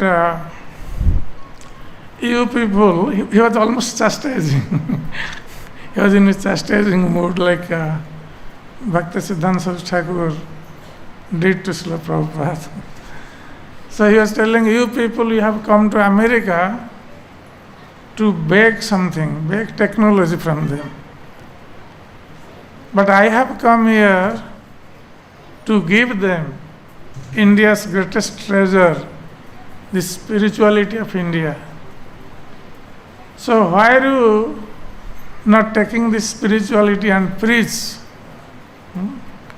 to the scientists? So that was the first instruction Srila Prabhupada gave to Maharaj even before he was initiated. And actually Maharaj was a Vaishnava from his very childhood, and Prabhupada actually glorified Manipur that time. Prabhupada said Manipur is a Vaishnava state. The people in Manipur, they are naturally Vaishnavas. So you should also preach this Vaishnava culture all over the world. And specifically to the educated people, intelligent people, and the scientists, those who are motivating the whole world in their way of atheistic philosophy. So Maharaj was very much convinced by Srila Prabhupada's approach, and then from that day on Maharaj went almost every day to see Srila Prabhupada, and later on he was initiated by Srila Prabhupada as Swarupa Damodar Das, and when he took sannyas, then Bhakti was added in his name. And Srila Prabhupada was actually very proud of him. And we have seen that whenever Prabhupada tells about him, he says, our Swarupa Damodar. That shows that how Prabhupada was thinking him as his own. So when someone will think someone as his own, then he can say, oh, our or mine. So Prabhupada was always telling him, because Maharaj was a great Vaishnava and also very learned and a scientist. So Srila Prabhupada was thinking him to use, to convince the scientists and show their faults and bring them to Krishna consciousness. And Prabhupada personally trained Maharaj. And we have seen a picture where Prabhupada used to go in the morning walk and Maharaj would be holding a tape recorder, recording. He would be questioning and Prabhupada would be answering. So in this way, Prabhupada personally trained him up how to preach to the scientists. And here in Vrindavan, Prabhupada actually encouraged Maharaj to hold the first conference with the scientists. And Prabhupada was, though Prabhupada could not attend at that time, though he was here, he was sick, but still he was getting all information what was happening. And that was a very successful program in Vrindavan. And Prabhupada actually gave that charge to Maharaj through BI to preach to the scientists and make many conferences to convince the scientists that Krishna consciousness is the only solution for the problems of this material world. And one time, Prabhupada also wrote a letter to one professor where he was speaking about Bhaktisvarupa Damodara Maharaj. So he was writing in that letter that Bhaktisvarupa Damodar, he is very friendly to everyone. He can very easily make friends and he is not inimical to anyone. So that shows that the Guru is actually praising the disciple about his good qualities. This is very rare where the spiritual master praises the disciple, like we see Narad Muni, he was praising Prahlad Maharaj, his good qualities. So Maharaj was such a great personality that he was even praised by his own spiritual master. And in this way we can see that also in Maharaj's dealings with everyone, he was so affectionate towards everyone. And he would, as soon as he would see someone, he would smile. So that gives the impression that how Maharaj was affectionate towards everyone and how he was pure in his heart. A person pure in heart can also deal with others in the same way, in a purest way. So Maharaj's qualities are unlimited qualities, and we are actually unable to understand or even glorify all the qualities of a Vaishnava, because as Krishna's qualities are unlimited, so also the qualities of his devotees, they are also unlimited. And we can only get a glimpse of his good qualities and in that way glorify the pure Vaishnavas, and we become purified ourselves by glorifying the Vaishnavas. So it is our great fortune that we got such a nice Vaishnava in our society, whom Srila Prabhupada used to preach to the intelligentsia, and in that way to bring Krishna consciousness to high class people of the society. And Srila Bhaktisvarupa Damodara Swami Maharaj's departure actually was a great loss for ISKCON, for our society, and also a great loss for the devotee world. So on this day, we pray at his lotus feet to give us that blessing by which we can become dedicated to Srila Prabhupada's movement, like he was dedicated fully for Srila Prabhupada's movement, and serve Srila Prabhupada and his mission and make our life successful. Hare Krishna. Vanchakalpatarubhyascha kripa sindhu bhyevacha patitanam pavanebhyo vaishnavebhyo namo namaha. Hare Krishna.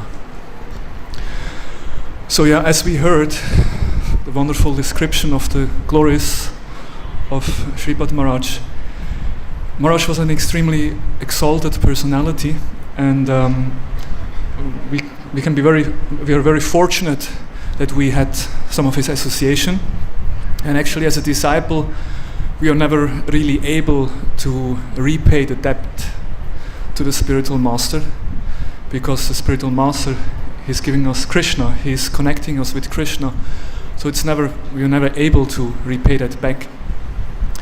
And as we also heard beautifully described by Maharaj, Sripad Maharaj was not only a great scientist, but he was also an extremely pure Vaishnava. And I remember it was in Mayapur Dham where I became more kind of convinced or realized that actually he's my Guru Maharaj. It was during a festival when Maharaj was giving this ISKCON Excellent Awards. And actually Srila Prabhupada himself gave that instruction to Srila Sripad Maharaj that he should conduct this ceremony, that he should start this, to glorify Vaishnavas, to appreciate Vaishnavas. Those devotees who have done some very special service, they should be honored. And why did Srila Prabhupada choose Sripad Maharaj to do this service? Because Srila Prabhupada understood that Sripad Maharaj is extremely pure by himself, and he will be able to actually properly appreciate other Vaishnavas. And I remember when I saw Maharaj on the stage, how he went to the devotees and he brought this certificate and some gifts. And the way how Guru Maharaj, how he gave the gifts, he was so blissful.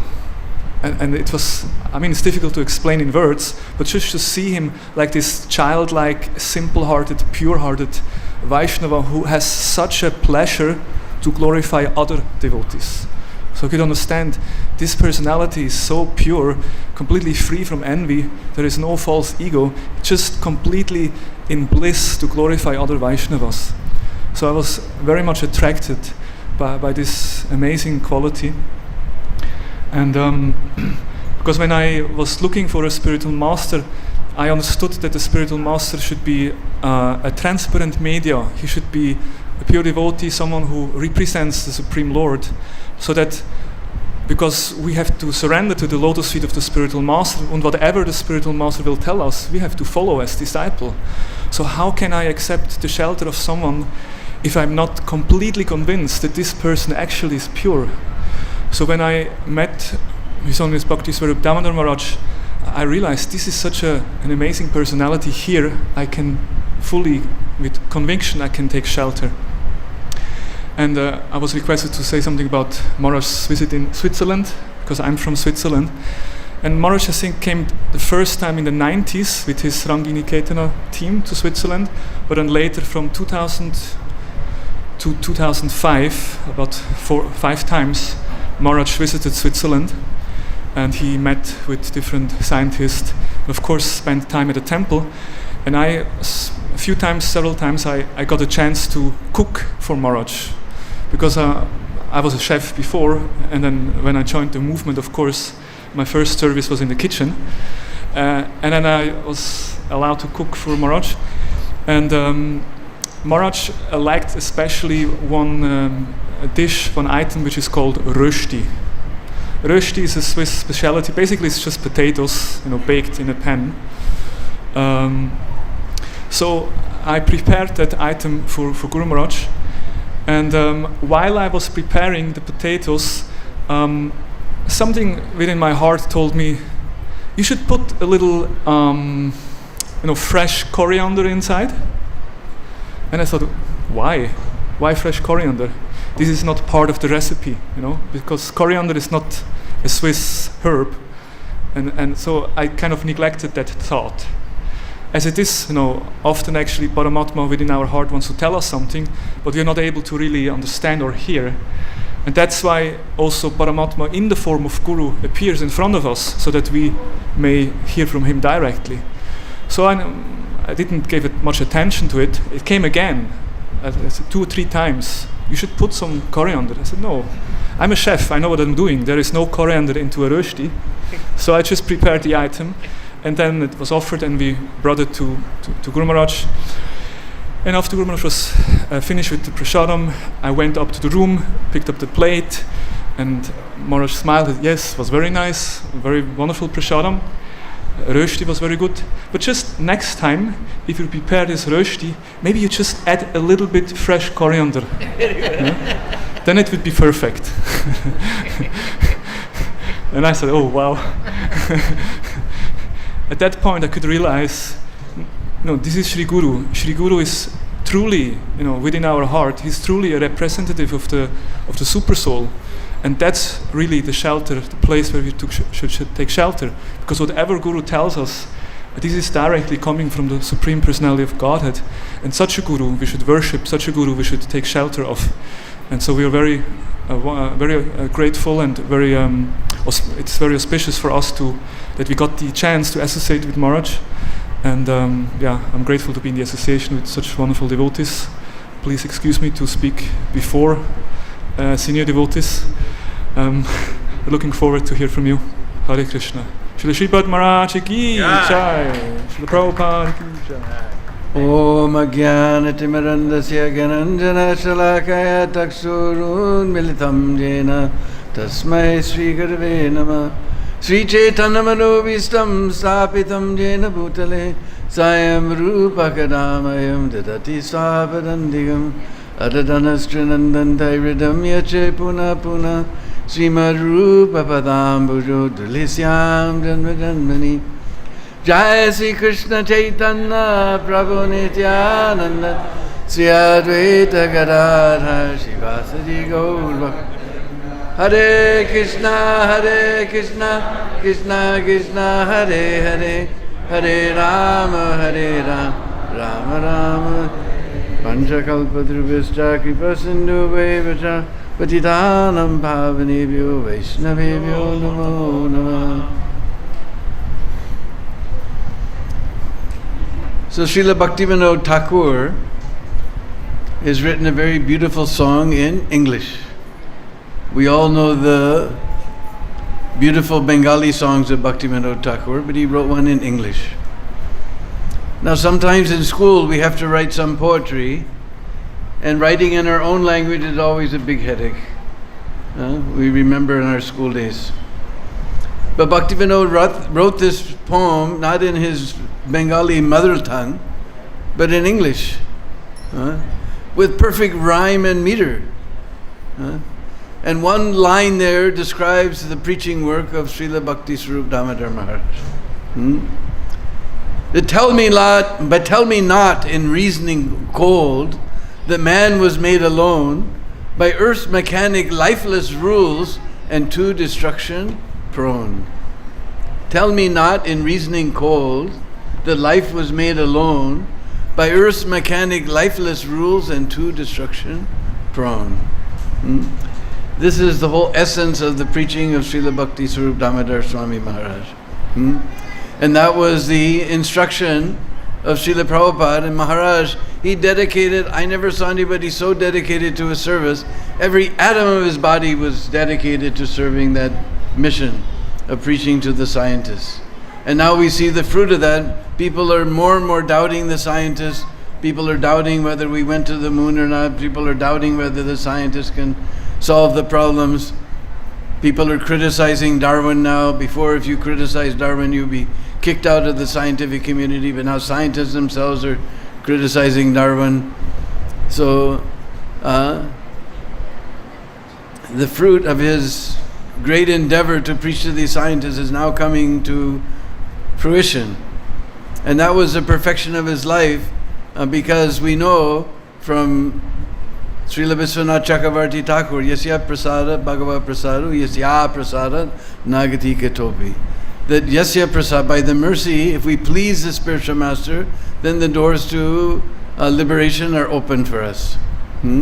So he spent his whole life dedicated to this. This was one of Prabhupada's very, very dear themes, because the scientists have the reason we're facing so much trouble in the world right now is due to this atheistic idea that we're just, this one life is it, you get as much as you can, and then it's all finished. So everybody is just fighting one another to get more and more, exploit the resources of material nature to the fullest extent, and now we're killing ourselves. The whole planet is in trouble.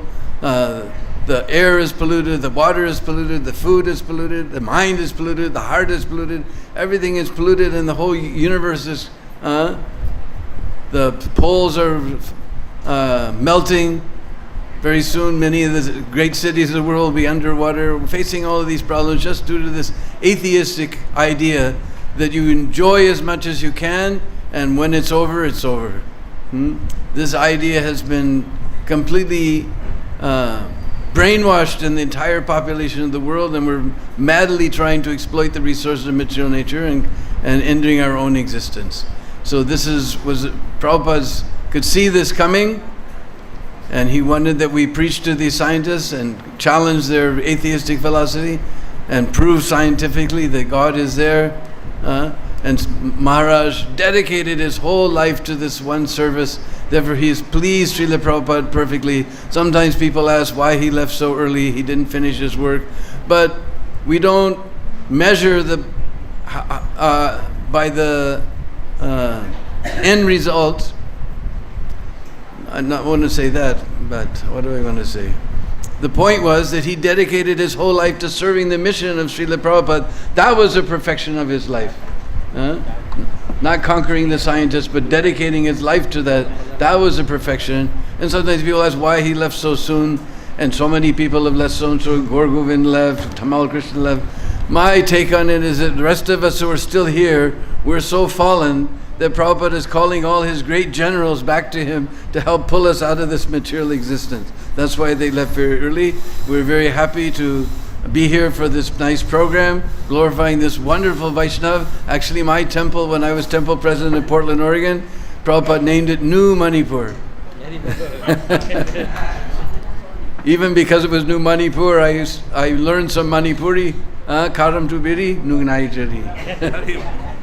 So I always used to greet Maharaj in his own language. He was always very happy. He always loved me so much. We're very sad that he left so early, but still he pleased Prabhupada by his 100% dedication to carrying out the order of the spiritual master. And that is our inspiration, that we also dedicate ourselves, use these days to rededicate ourselves, that somehow or other we have to satisfy the spiritual master, then our life will be perfect. Hare Krishna. Srila Bhaktisvarupa Damodara Maharaj ki. Om Jnana Timirandasya Jnananjana Salakaya Chakshurunmilitam Jaina Tasmai Shri Gurave Namaha. Shri Chaitanya Manobishtam Stapitam Yena Bhutale Swayam Rupa Kadamayam Dadati Swapadantikam. Namo Vishnupadaya Krishna Prastaya Bhutale Srimate Giriraj Swami Tinam. So I remember the day when we got the news in America. I was with my Guru Maharaj in Santa Barbara, and it was so shocking, like everybody said, that Maharaj had left, and I had so much of Maharaj's association in Bombay, and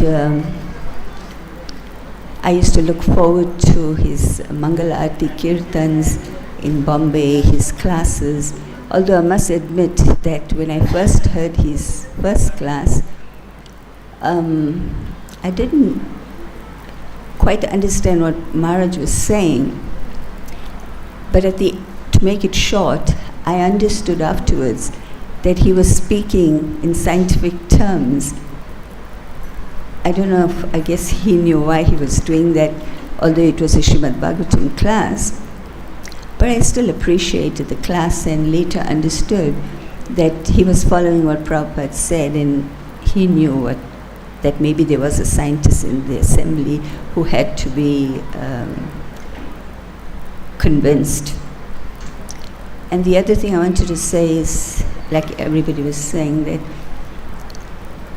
Maharaj was such a loving person that the greatest gift that Srila Prabhupada gave us to posterity is his love, that he loved everybody. When someone said that Srila Prabhupada, everybody loves you, then Srila Prabhupada said, that's because I love everybody. And I feel Srila Prabhupada, Maharaj was like that. He loved everybody. He was so friendly. And I'll just say one personal story, because we know the glories of Maharaj's preaching, his dedication, his deep commitment to following Srila Prabhupada's instructions. But I experienced that in Bombay they had a system that there was one devotee, Raghunath Das, and he was in charge of taking sick devotees to the hospital. And Maharaj had to have a hernia operation, so Maharaj had to go to the hospital. And I also had to go to the hospital for some reason. So Raghunath Prabhu told me later on that he asked Maharaj that, Maharaj, can I also bring another Mataji who is ill, so I don't have to go twice and we save the transport costs, etc. And Maharaj said, of course. So I rode in the car with Maharaj, and of course he was, like everybody said, and Srila Prabhupada said, a devotee is a gentleman, and he was such a perfect gentleman. I was like just so happy to be in his association, and I didn't feel like I was a woman and, you know, what would he think, but he made me feel so comfortable. And when I had worked it in my mind that when we reached the doctor, I would tell Raghunath Prabhu that please let Maharaj go first, because Maharaj is so advanced and I can wait, I don't mind, but Maharaj has so many important things. So Raghunath told Maharaj, and Maharaj said, no, she should go first. He said, she should go first. And I was saying, no, tell him that he should go first. And then I realized I'm wasting time, so I saw the doctor, and the amazing thing was the doctor's room was so small that, and there was a little curtain, and there was really no place. And Maharaj was just like sitting, I can't even explain to you how he was sitting and where he was sitting. It was like a thoroughfare, you know. But he didn't mind the austerity. And I, of course, saw the doctor, and then Maharaj saw the doctor. So I was thinking that he was, of course, he wasn't on the bodily platform because he's such a pure devotee, as Krishna Prem Prabhu said, that he was attracted by his purity, and that we always look for someone who is a perfect via medium, transparent via medium. And somebody also mentioned, and even my god sister Vishaka Priya, she said that after Maharaj left, and he left in Calcutta, so to come from Calcutta to Vrindavan, and then from Vrindavan, you know, a few rites were done, and then he was taken to Radha Kund. But she says when she took darshan of Maharaj, Maharaj looked so effulgent, and he looked like he was, like the person who spoke before me said, that just like he was sleeping. He was just, you know, so effulgent and so peaceful. And of course there was no rigor mortis also, which also is another indication that he's not under the laws of material nature. He had a perfectly, fully transcendental body, because as Prabhupada mentioned, if we engage in spiritual activities and in service to Krishna, then our body becomes completely spiritual. And that is why we don't sort of burn the body, but we inter the body into a tomb. And because the person is so advanced, then he can actually, if we pray to him at his samadhi, he's there and he can listen to our prayers as we go on appearance and disappearance days to the samadhis of our various acharyas. So on this most auspicious day, I can say a little more. I think I want to say one thing more. That the main thing also that I got, especially from my Guru Maharaj, is through him, the love of Bhaktisvarupa Damodara Maharaj. And once when I was in Bombay, I was feeling so bad because it was Bhaktisvarupa Damodara Maharaj's Vyas Puja, and I had to go to Surat to do my service. And I was like crying inside and was praying to Radha Rasbihari that how come this is happening, that, I mean, what's one day's difference, you know, to go to Surat, you know. So then I got a call from my Guru Maharaj, and I told him, and he said, well, you have to find a nice excuse to stay here, you know. I don't want them to think that I'm encouraging my disciples to just leave their service, you know. And to cut the story short, by Bhaktisvarupa Damodara Maharaj's mercy also, I got to stay and take part in the program, because Bhaktisvarupa Damodara Maharaj was personally present that time. And so I think all your disciples who are disciples of Maharaj are very, very fortunate.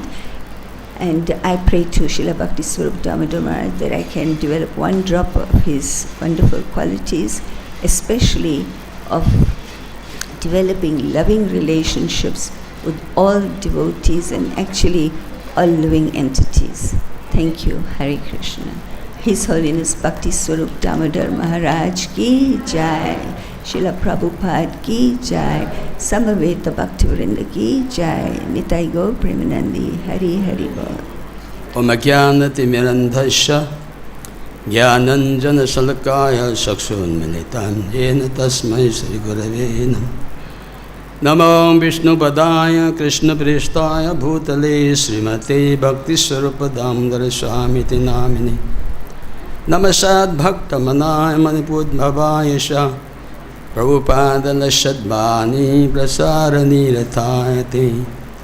Namo Vishnu Padaya Krishna Pristaya Bhutale Srimate Bhaktivedanta Swami Namini Namaste Saraswati Deve Gauravani Prasarini Nirvishesha Sannavade Pachasta Desha Tarini Shri Krishna Chaitanya Prabhu Nityananda Sri Dvaita Gadadhar Srivasadi Gaura Bhakta Vrinda Hare Krishna Krishna Krishna Hare Hare Hare Rama Rama Rama Hare Hare Hare Krishna Krishna Krishna Hare Hare Hare Rama Rama Rama Hare Hare Krishna Krishna Krishna Hare Hare Hare Rama Rama Rama Hare Hare Krishna. Obeisances to all the Vaishnavas here. For the last so many years I have come here to join this celebration, and I am so requested because this is the word of Srila Prabhupada. Srila Prabhupada wanted to make Manipur the past Vaishnava state, and this work is entrusted to our Maharaj, Bhaktisvarupa Damodar. Somehow in 2006 he has already left. Every time I came and I request our Bhaktivedanta Maharaj to help, but so far that help has not come. And now we are trying. The situation in Manipur was not as before. It has changed a lot now because of the revivalization group. Since 2006, there was bomb blast in the temple when there was a celebration of the Krishna Janmashtami. That shows the gravity of the people which we are facing in Manipur. It's not so easy now. Although we said the Vaishnava, Manipur is the land of Vaishnava, now this revival group is very, very strong. They are supported by UG groups. And it is also very difficult to just say something also. But somehow, by the mercy of Srila Prabhupada, we are just trying to continue this. And this is my request. As Maharaj also, Atmanivana Maharaj also said, please come to Manipur. Now we have a small temple in the birthplace of Sripad Maharaj also. That is coming up little slowly now. So I think with the help of the Vaishnava here, I think if you can just, even if you cannot come personally, if you give your blessing, so that the temple in Manipur and the places in Manipur may come up with some good result, so that we can be little help in Srila Prabhupada mission. So this is my request, because I don't have to speak much, because already Maharaj's glory is already, it is known throughout the ISKCON world, So we don't have much, but most fortunate is us, because since we are from Manipur, we are the most loser, Sometimes, just like in the Srimad Bhagavatam, Buddha was lamenting when Krishna left. He said that we Jadu people are the most wretched, because Krishna left. It's like the same thing. Actually, sometimes people from other part of the world, they may be feeling the vacant of Maharaj's disappearance. But the most thing is that in our for every program, suppose Janmashtami, when Maharaj was there, from anywhere in the world, he will call us. What is the program? But now that has not been heard for the last 13 years. So feeling very much pain. But I think this can be substituted if our Maharajas, good brothers come and just inspire us. If that blessing is there, I think by the mercy of Srila Prabhupada, and also by the mercy of Sripad Maharaj, the temples in Manipur and the precinct can become up. So please bless so that this mission of Srila Prabhupada in Manipur can be successfully done. Hare Krishna. So Chaitanya Mahaprabhu asked to Ramananda Rai, Dukha madhe kono dukha hai gurutar. So Ramananda Rai answered, Vaishnava vichcheda dukha vina dukha nahi yaar. This topmost miserable situation that we can face in our life when we separated from a Vaishnava association. But same times we heard from Bhaktivedanta Thakur. He told he reasons who thinks that Vaishnavas die. Thou art is living and still in sound. Vaishnavas die to live and living spread holy names around. So the Disappearance Day is we are observing this of His Holiness Bhaktisvarupa Damodara Swami Maharaj. So many Vaishnavas, I heard many glorifications, how he was an exalted Vaishnava.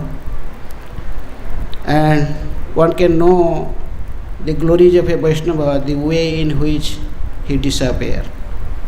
Prabhupada used to say in Bengali, bhajan kari, sadhana kari, marte janle hai. How we have did our bhakti in our lifetime, it is tested in time of death or disappearance.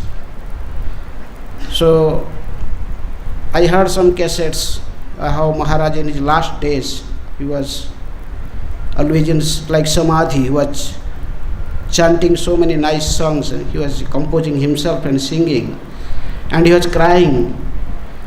And the songs are very, you will hear the songs very, then you can understand that the songs are just expressing how dear he was to Radharani, and he was just glorifying his own relations and his service mood in those songs. And we could also see how Radha Radharani gave him a place in Radha Kund. Just there is no difference between this Vrindavan and the eternal Goloka Vrindavan.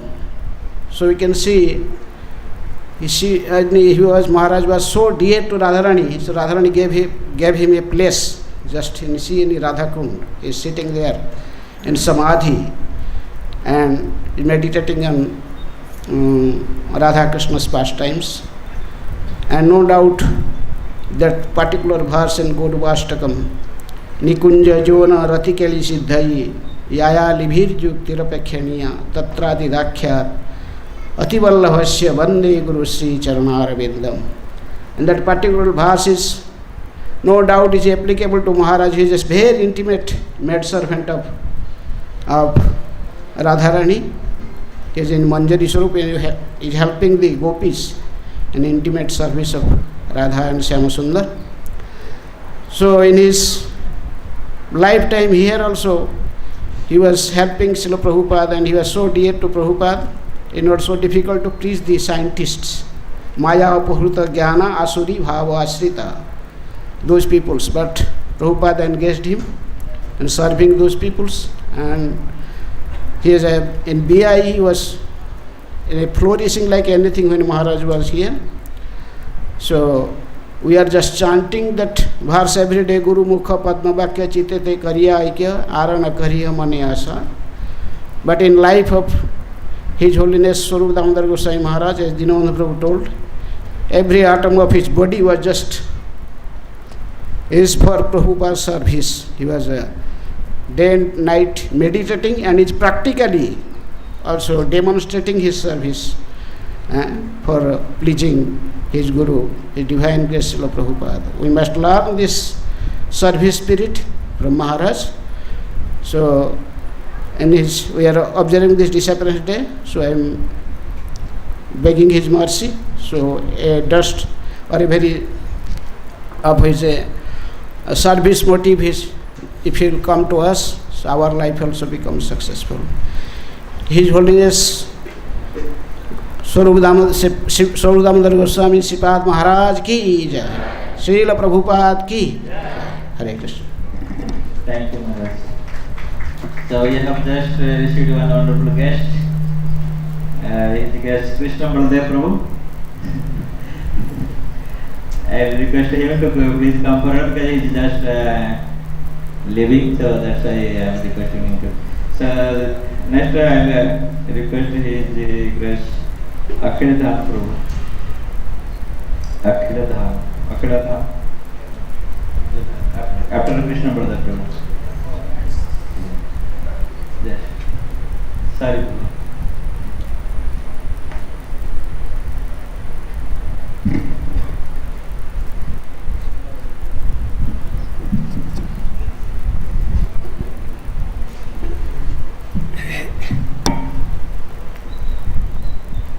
Om Ajnana-timirandasya Gyananjana-shalakaya Chakshurunmilitam Jena Tasmai Shri Gurave Namaha.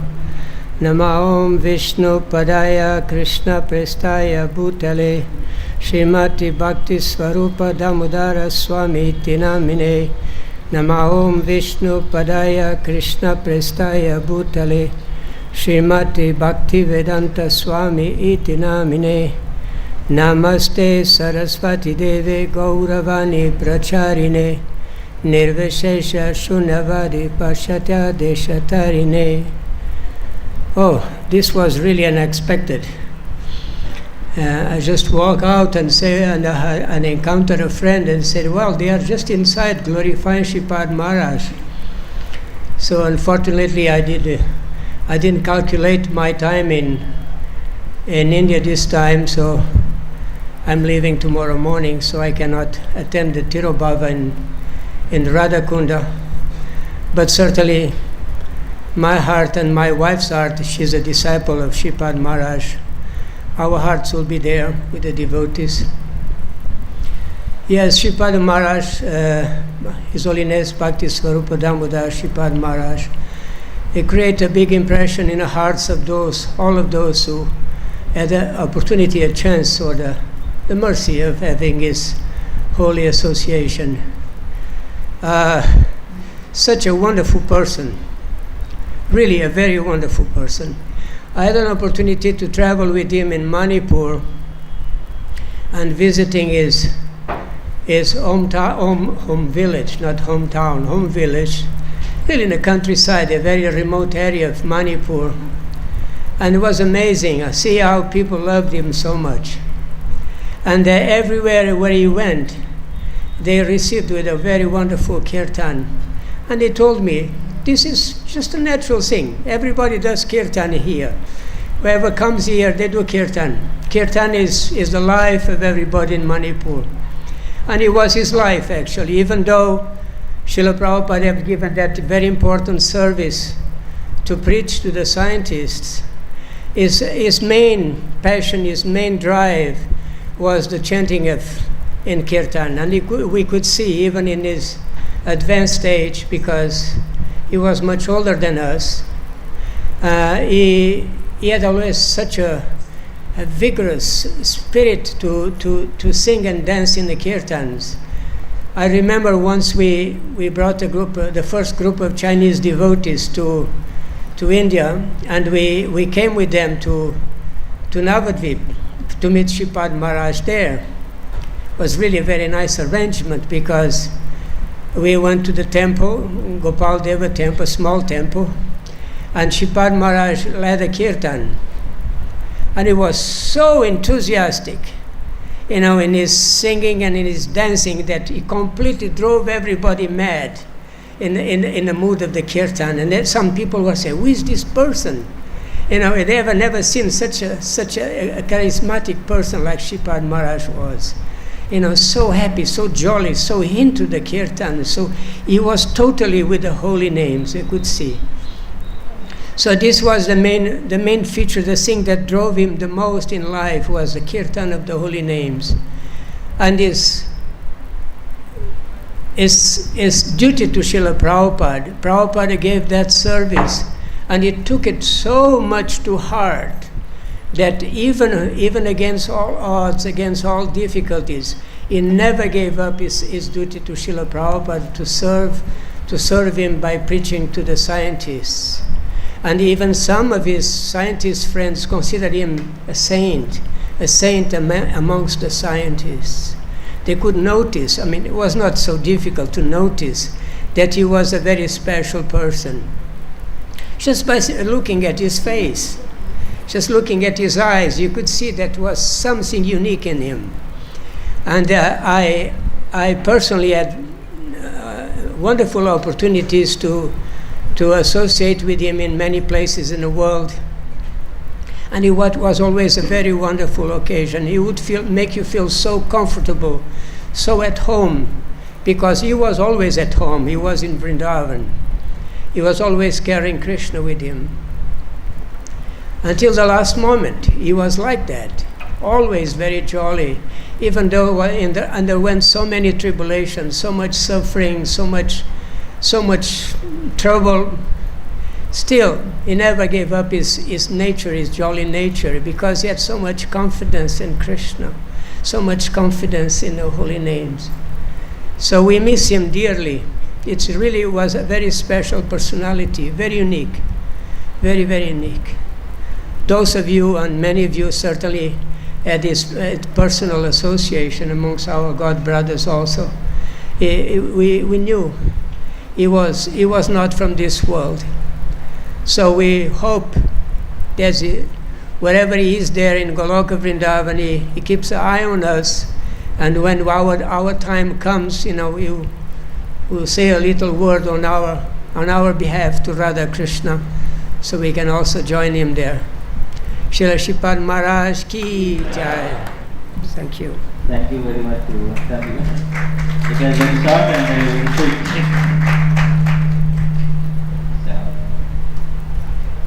So, please Akhil Hampu.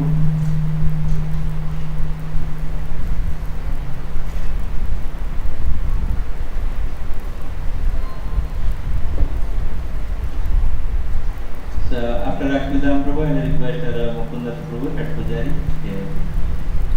So, there is a request because we are running out of time now. So, I will request the speaker, please brief your speech.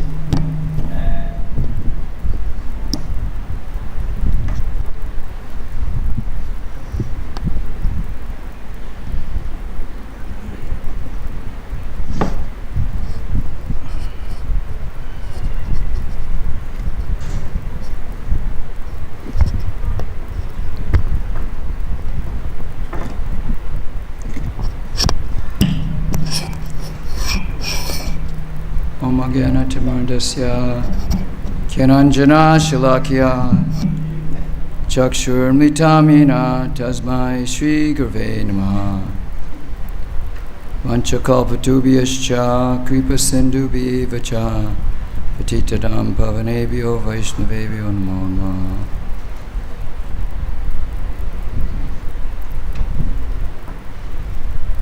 Of course, we're all here because of Srila Prabhupada. And along with Prabhupada, just like when Krishna comes, he doesn't come alone. He comes with his entourage. And they all have very special roles to play in his pastime. And so along with Prabhupada, there's several individuals who played or are continuing to play major roles in Lord Chaitanya's Leela of transforming material energy into Krishna Lok, into Vaikuntha Lok. And among those individuals, there's very you could say, Nitya Leela qualities of relation with Chaitanya's pastime and Prabhupada, and complementing Prabhupada, and filling filling it out. The whole Vaishnava culture, which will reveal Vrindavan, Vaikuntha, Vrindavan. And Maharaj is one of those associates. Actually, as I'm speaking, I was just at Radha Damodar sitting with Prabhupada and with Jiva Goswami. And as I think of him, I'm thinking of Jiva Goswami. I'm remembering that kind of quality to get to give Krishna consciousness. Because he's absorbed in Krishna consciousness and the sweetness, he can give it because he has it.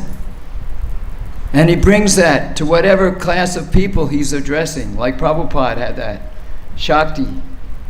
And Maharaj also, he was able to connect with anybody. And he was even able to break the scientific barrier, you know, and relate with these personalities on a level where they could embrace him as a friend. He was able to actually that Brahma Bhuta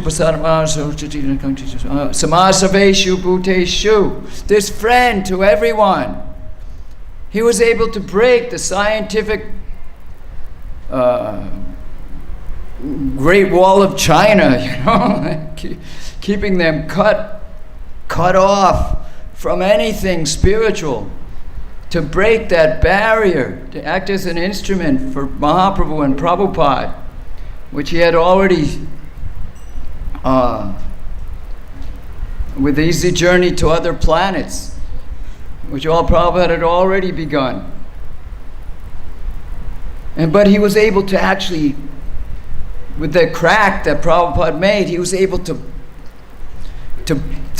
make the crack big and get in there with them on the cutting edge. And not just with the scientists, but the interfaith organizations that I forget the name, that he established. And the profound effect that he had to bring people together. And he was able to do that with the scientists, and with the people from any background, any religious background. He was able to bring them together, united. If you read any of the books, these small books that they have, the PI, and that the devotees are distributing of his books, bringing people together. And that's what ISKCON means. Bringing ourselves together with others as a member of Krishna's family. This is ISKCON, and this is Maharaj, and he's the heart of ISKCON. He's one of those core ISKCON devotees with Prabhupada. Same disciple means same mood. That the disciple has the mood of the spiritual master. And that's his mood, father and son. And they can't be separated. They can never be separated. It's like the finger on the body of the hand, or the whole hand on the wrist. You know, boom. Maharaj is one of those individuals who have that major effect in like this,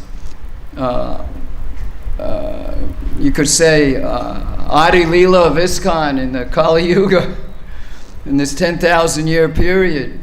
He's one of those major associates of this chapter, these chapters of Chaitanya Charitamrita that are being written right now And he's got some major, pastimes in this Chaitanya Charitamrita sections. And his role, just like the associates of Mahaprabhu who came with Mahaprabhu, they each had different roles. The Goswamis, they each had different roles to play. And Maharaj, but he had such an incredible job, which he was able to do so completely transcendental to all the difficulties involved. He was completely transcendental. He was right in the thick of it and able to just dissolve those barriers just by his purity and his intelligence, his transcendental intelligence, to be a transcendental ambassador to Krishna Lok, to the most cut off persons in the universe, these scientists who are so godless. And he was able to break the barriers and find common ground and inspire them to get on board Mahaprabhu's program.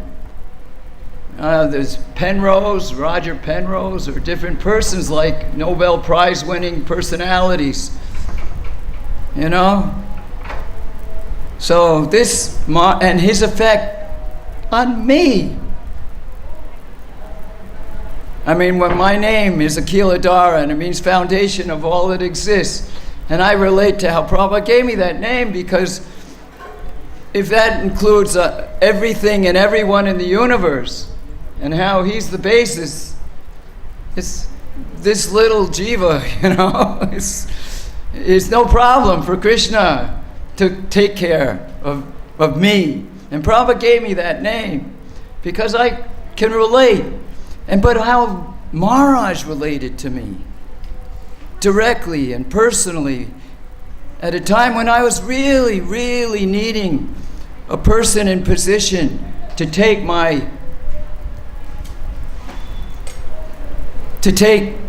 me shelter. And he really stood up. He stood right out there. I'm just a little infantry, Sankirtan bag, foot soldier, infantry, private. I'm not some big general. I'm just a one-on-one, simple.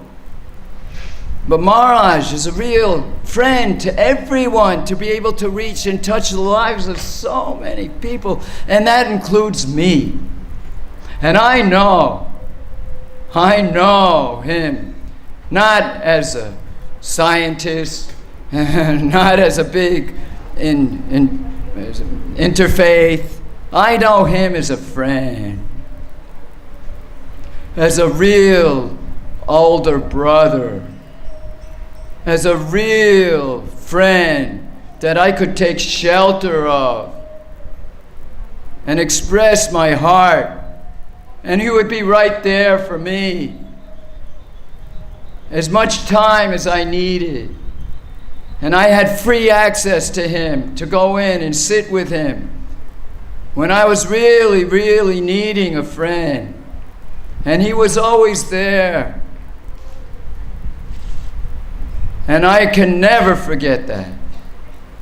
I can never forget. So I just like to express my eternal love for Maharaj. And I feel so fortunate to be at his feet and with Prabhupada, somehow or other, to remain connected with this family. And I just want to thank everyone here who can appreciate Maharaj, because it takes one to know one. And so, I'm at the feet of everybody here, and if you can all give me your blessings that I can actually become in his footsteps, that kind of quality person, then that'll be my real success, at the feet of everybody who's at his feet. So thank you very much. Hare Krishna. Srila Bhaktisvarupa Damodara Maharaj. Thank you very much. Shortly announcement. So we are just going to Pushpanjali at 2 o'clock. So we have a few more guests after Vrindavan Prabhu. We have Radha Kund Maharaj and Panchagoda Prabhu. Yes.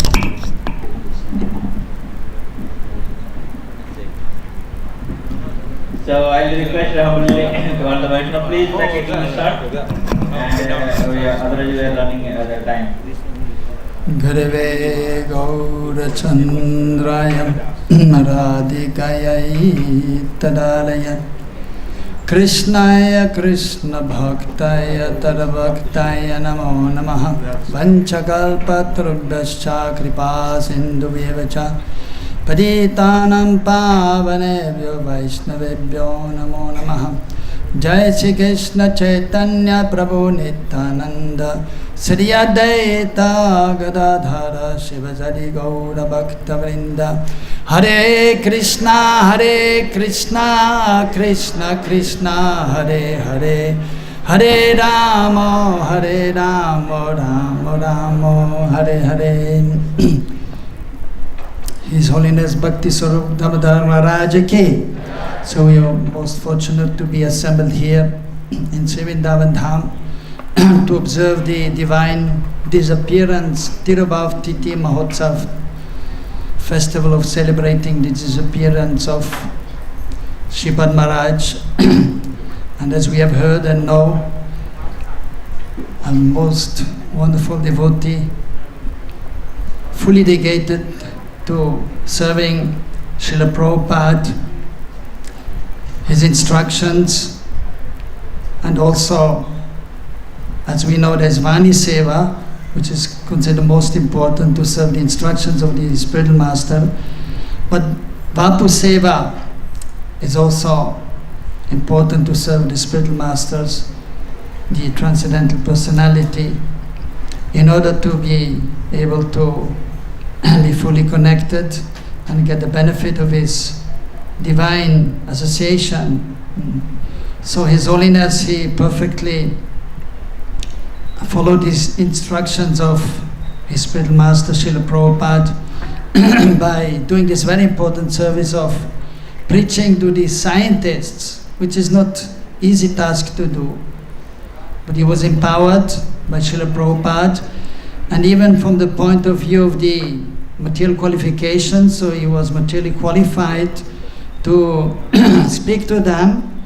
But most important is that he was empowered by Prabhupada, by Sri Chaitanya Mahaprabhu, by Sri Radha Krishna, due to his purity, due to being a pure Vaishnava. And that has been seen in his personality as he joined the International Society for Krishna Consciousness. Very quickly, he was recognized by Srila Prabhupada and then engaged in this important service of preaching to the scientists, which he did very wonderfully, with great success, as we have heard, and as we have seen by the presentation of his books which he have written and which we have received. But the even more important aspect of his life, also in my personal experience, are his wonderful transcendental spiritual qualities of a Vaishnava. As it is mentioned in the scriptures, 26 qualities are there of a devotee. Most important is Krishnaika Sharanam, that is fully surrendered to Krishna. And we understand not only Krishna, but first of all the spiritual master, because first we have to be surrendered to the spiritual master, to his mission, then to Sri Chaitanya Mahaprabhu, and then only we can be fully surrendered to Krishna. So he was surrendered to Guru, Gauranga and Krishna. Therefore he was fully successful in preaching and to the scientists, but also in inspiring many devotees to take up Krishna consciousness, not only from the scientific circle, but in his appearance place Manipur and surrounding areas.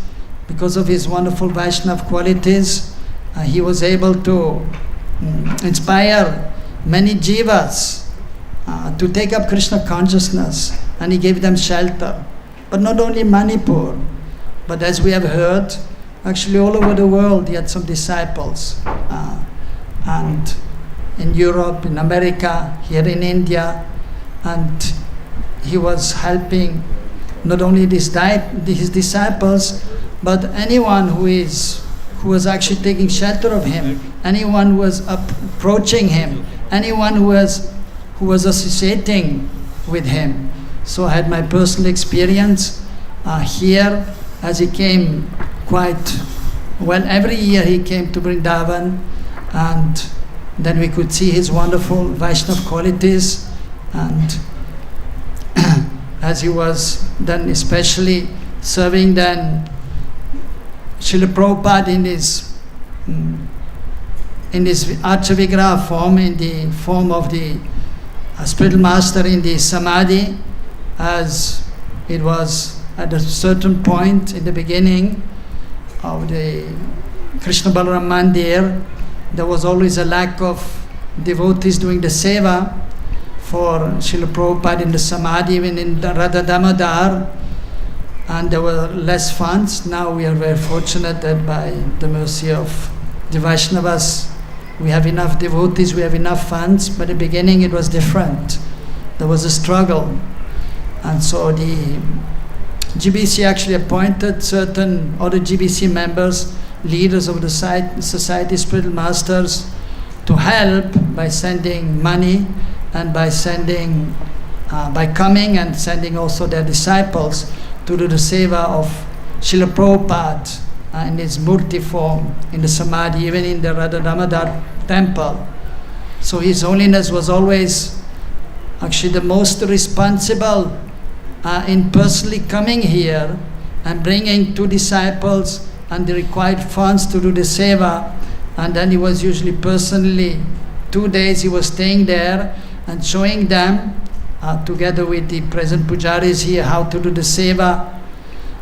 And so in this way, being the perfect disciple of Srila Prabhupada, and then in turn, as we know, the Sadhguru usually has also Sat Shishya, and so he's one of them who was able to be fully surrendered by his purity, and then following exactly the instructions of his spiritual master, knowing the heart, knowing the mood of his spiritual master.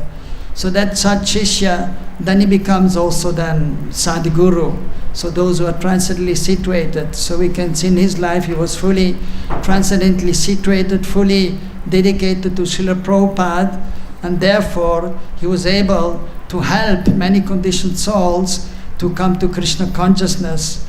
And we can see in his personal life, and even externally speaking, we can see, as Prabhupada Saraswati Maharaj explained, so that he has a place in Radha Kund, a beautiful place, which is not easy to get, the Gopal Mandir, and even in Navadvip, so he has a place, temple there. So in this way we can see the spiritual master is actually the representative of Sri Chaitanya Mahaprabhu, and is a representative of Sri Radha Krishna Jugal.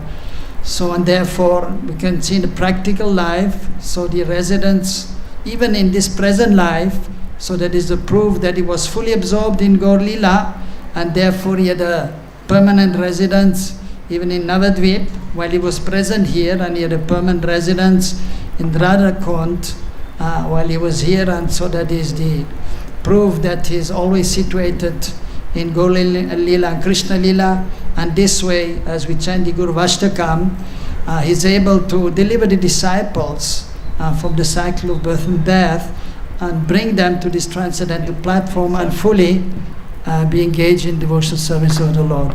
It is 2 o'clock, so the qualities of the great devotees, they are practically, we may say, unlimited. It is not possible to fully describe, but myself had the good fortune of having a few moments of his association, and I deeply appreciate and thank him, and pray to him that I may be able to get more of his mercy by remembering him daily, and as it is mentioned in the scriptures, simply by doing Jaikar, simply by saying Jai, Srila Swarupa Damodar, then we actually get his mercy.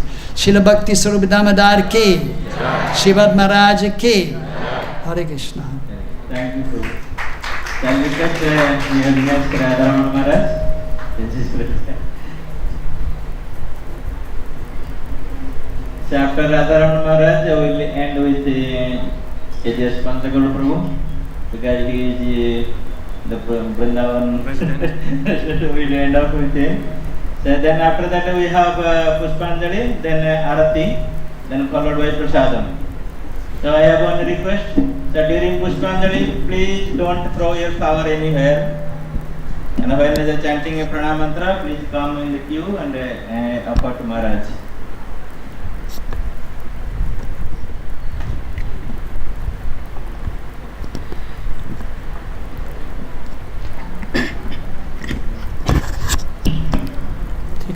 Hare Krishna. So today we are celebrating the disappearance day of Srila Bhaktisvarupa Damodara Swami Maharaj. When Pancharatna Prabhu was speaking about him, in general, I want to say Srimad Bhagavatam describes that Yasyasti Bhaktir Bhagavat Kinchana Sarve Guna Tatta Samasate Sura. This is general description about all the devotees. If someone develops devotional attitude, devotional service, immediately all good quality, transcendental quality that takes shelter of that personality. So in that sense, Sripad Maharaj, Bhaktisvarupa Damodara Swami Maharaj, all good quality, equipped with all good quality. And as I was thinking when Pancharatna Prabhu was speaking, in Shastra we hear word Raja Rishi, Brahma Rishi, Dev Rishi. Like Narad is called Dev Rishi because he comes from the Dev community, demigods community. Similar way, in our society, Sripad Maharaj, Srila Bhaktisvarupa Damodara Swami Maharaj, he was I need some my English editor. Any other word for scientist, a rishi who comes from the scientist community, is there in word? Rajarshi Vishnu comes from Kshatriya family, that is called Rajarshi, Brahma Rishi. So similar, is there any word? I can take help from my any, someone become my English editor, what could we say? Similar, like a rishi who came among the scientist community. Scientific sage, that's a nice word. So he was, and besides, he was one of the most significant as well as one of the most dear disciple of Srila Prabhupada. This is the quality. He was completely dedicated in the service of Srila Prabhupada, and Prabhupada likes Sripad Maharaj very nicely. Personally, I have very little encounter with him. Hardly personal level, I never ever got any opportunity to talk with him. However, his kirtan, especially when he was playing the kartal, and towards the end of kartal, his right hand goes with kartal upper in towards the sky. And besides that, that was very nice. Kirtan, as of course from kirtan, though he was a scientist, but very nicely he was singing kirtan, bhajan. Besides, though he was a scientist, but he was very preserving that culture also, especially the culture of Manipur. Of course, Manipur is considered to be Vaishnava state. It is prominent. Many Vaishnavas came from there. There are many people there by birth they are Vaishnava. And again, he was about cultural Manipur dances and the drama. This was so. He was one of the most dear disciple of Srila Prabhupada. On this particular day, disappearance day of Srila Bhaktisvarupa Damodara Swami Maharaj, we remember and we ask, we are also praying or bless his blessing so that we also could get some taste in devotional service in bhakti. Srila Bhaktisvarupa Damodara Swami Maharaj ki, Srila Prabhupada ki. Thank you very much. So, we'll end up with Panchagoda Prabhu. Then I will go for Pushpanjali. So Pushpanjali will be 3 times. The flower will be given you, so you serve for 3 times. Hare Krishna.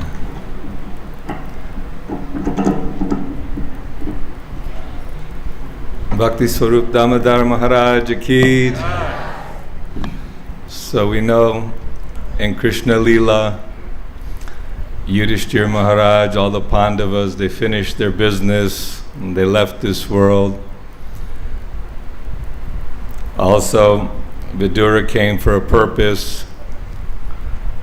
Great souls come to assist in Chaitanya Mahaprabhu's mission. Bhaktisvarupa Damodara Maharaj came. Prabhupada was very enlivened. Morning walks, scientific community, reaching in a different angle, just understand from all points of view, logic, philosophy, reason, and scientific approach. So, Bhaktisvarupa Maharaj came, went through his activities, assisted Srila Prabhupada to make great headway for the Krishna Consciousness movement to help spread Lord Chaitanya's mission. So wonderful soul. Obviously, we didn't want to hear how the whole Yadu dynasty was taken back by Krishna. They finished their business, so Krishna took them. Arjuna finished his business, Yudhishthira Maharaj finished his business, they left. So Bhaktisvarupa Damodara Maharaj performed his business, took care of establishing the scientific, philosophical explanation, reasonable for Krishna consciousness. And Srila Prabhupada very much appreciated, was very proud. He would say, oh, yes, we have my disciple, he's PhD, biology. So we're very fortunate to have such sadhus, and we're in good hands under their guidance, so always remain at Prabhupada's lotus feet. Srila Bhaktisvarupa Damodara Maharaj ki jai. Hare Krishna.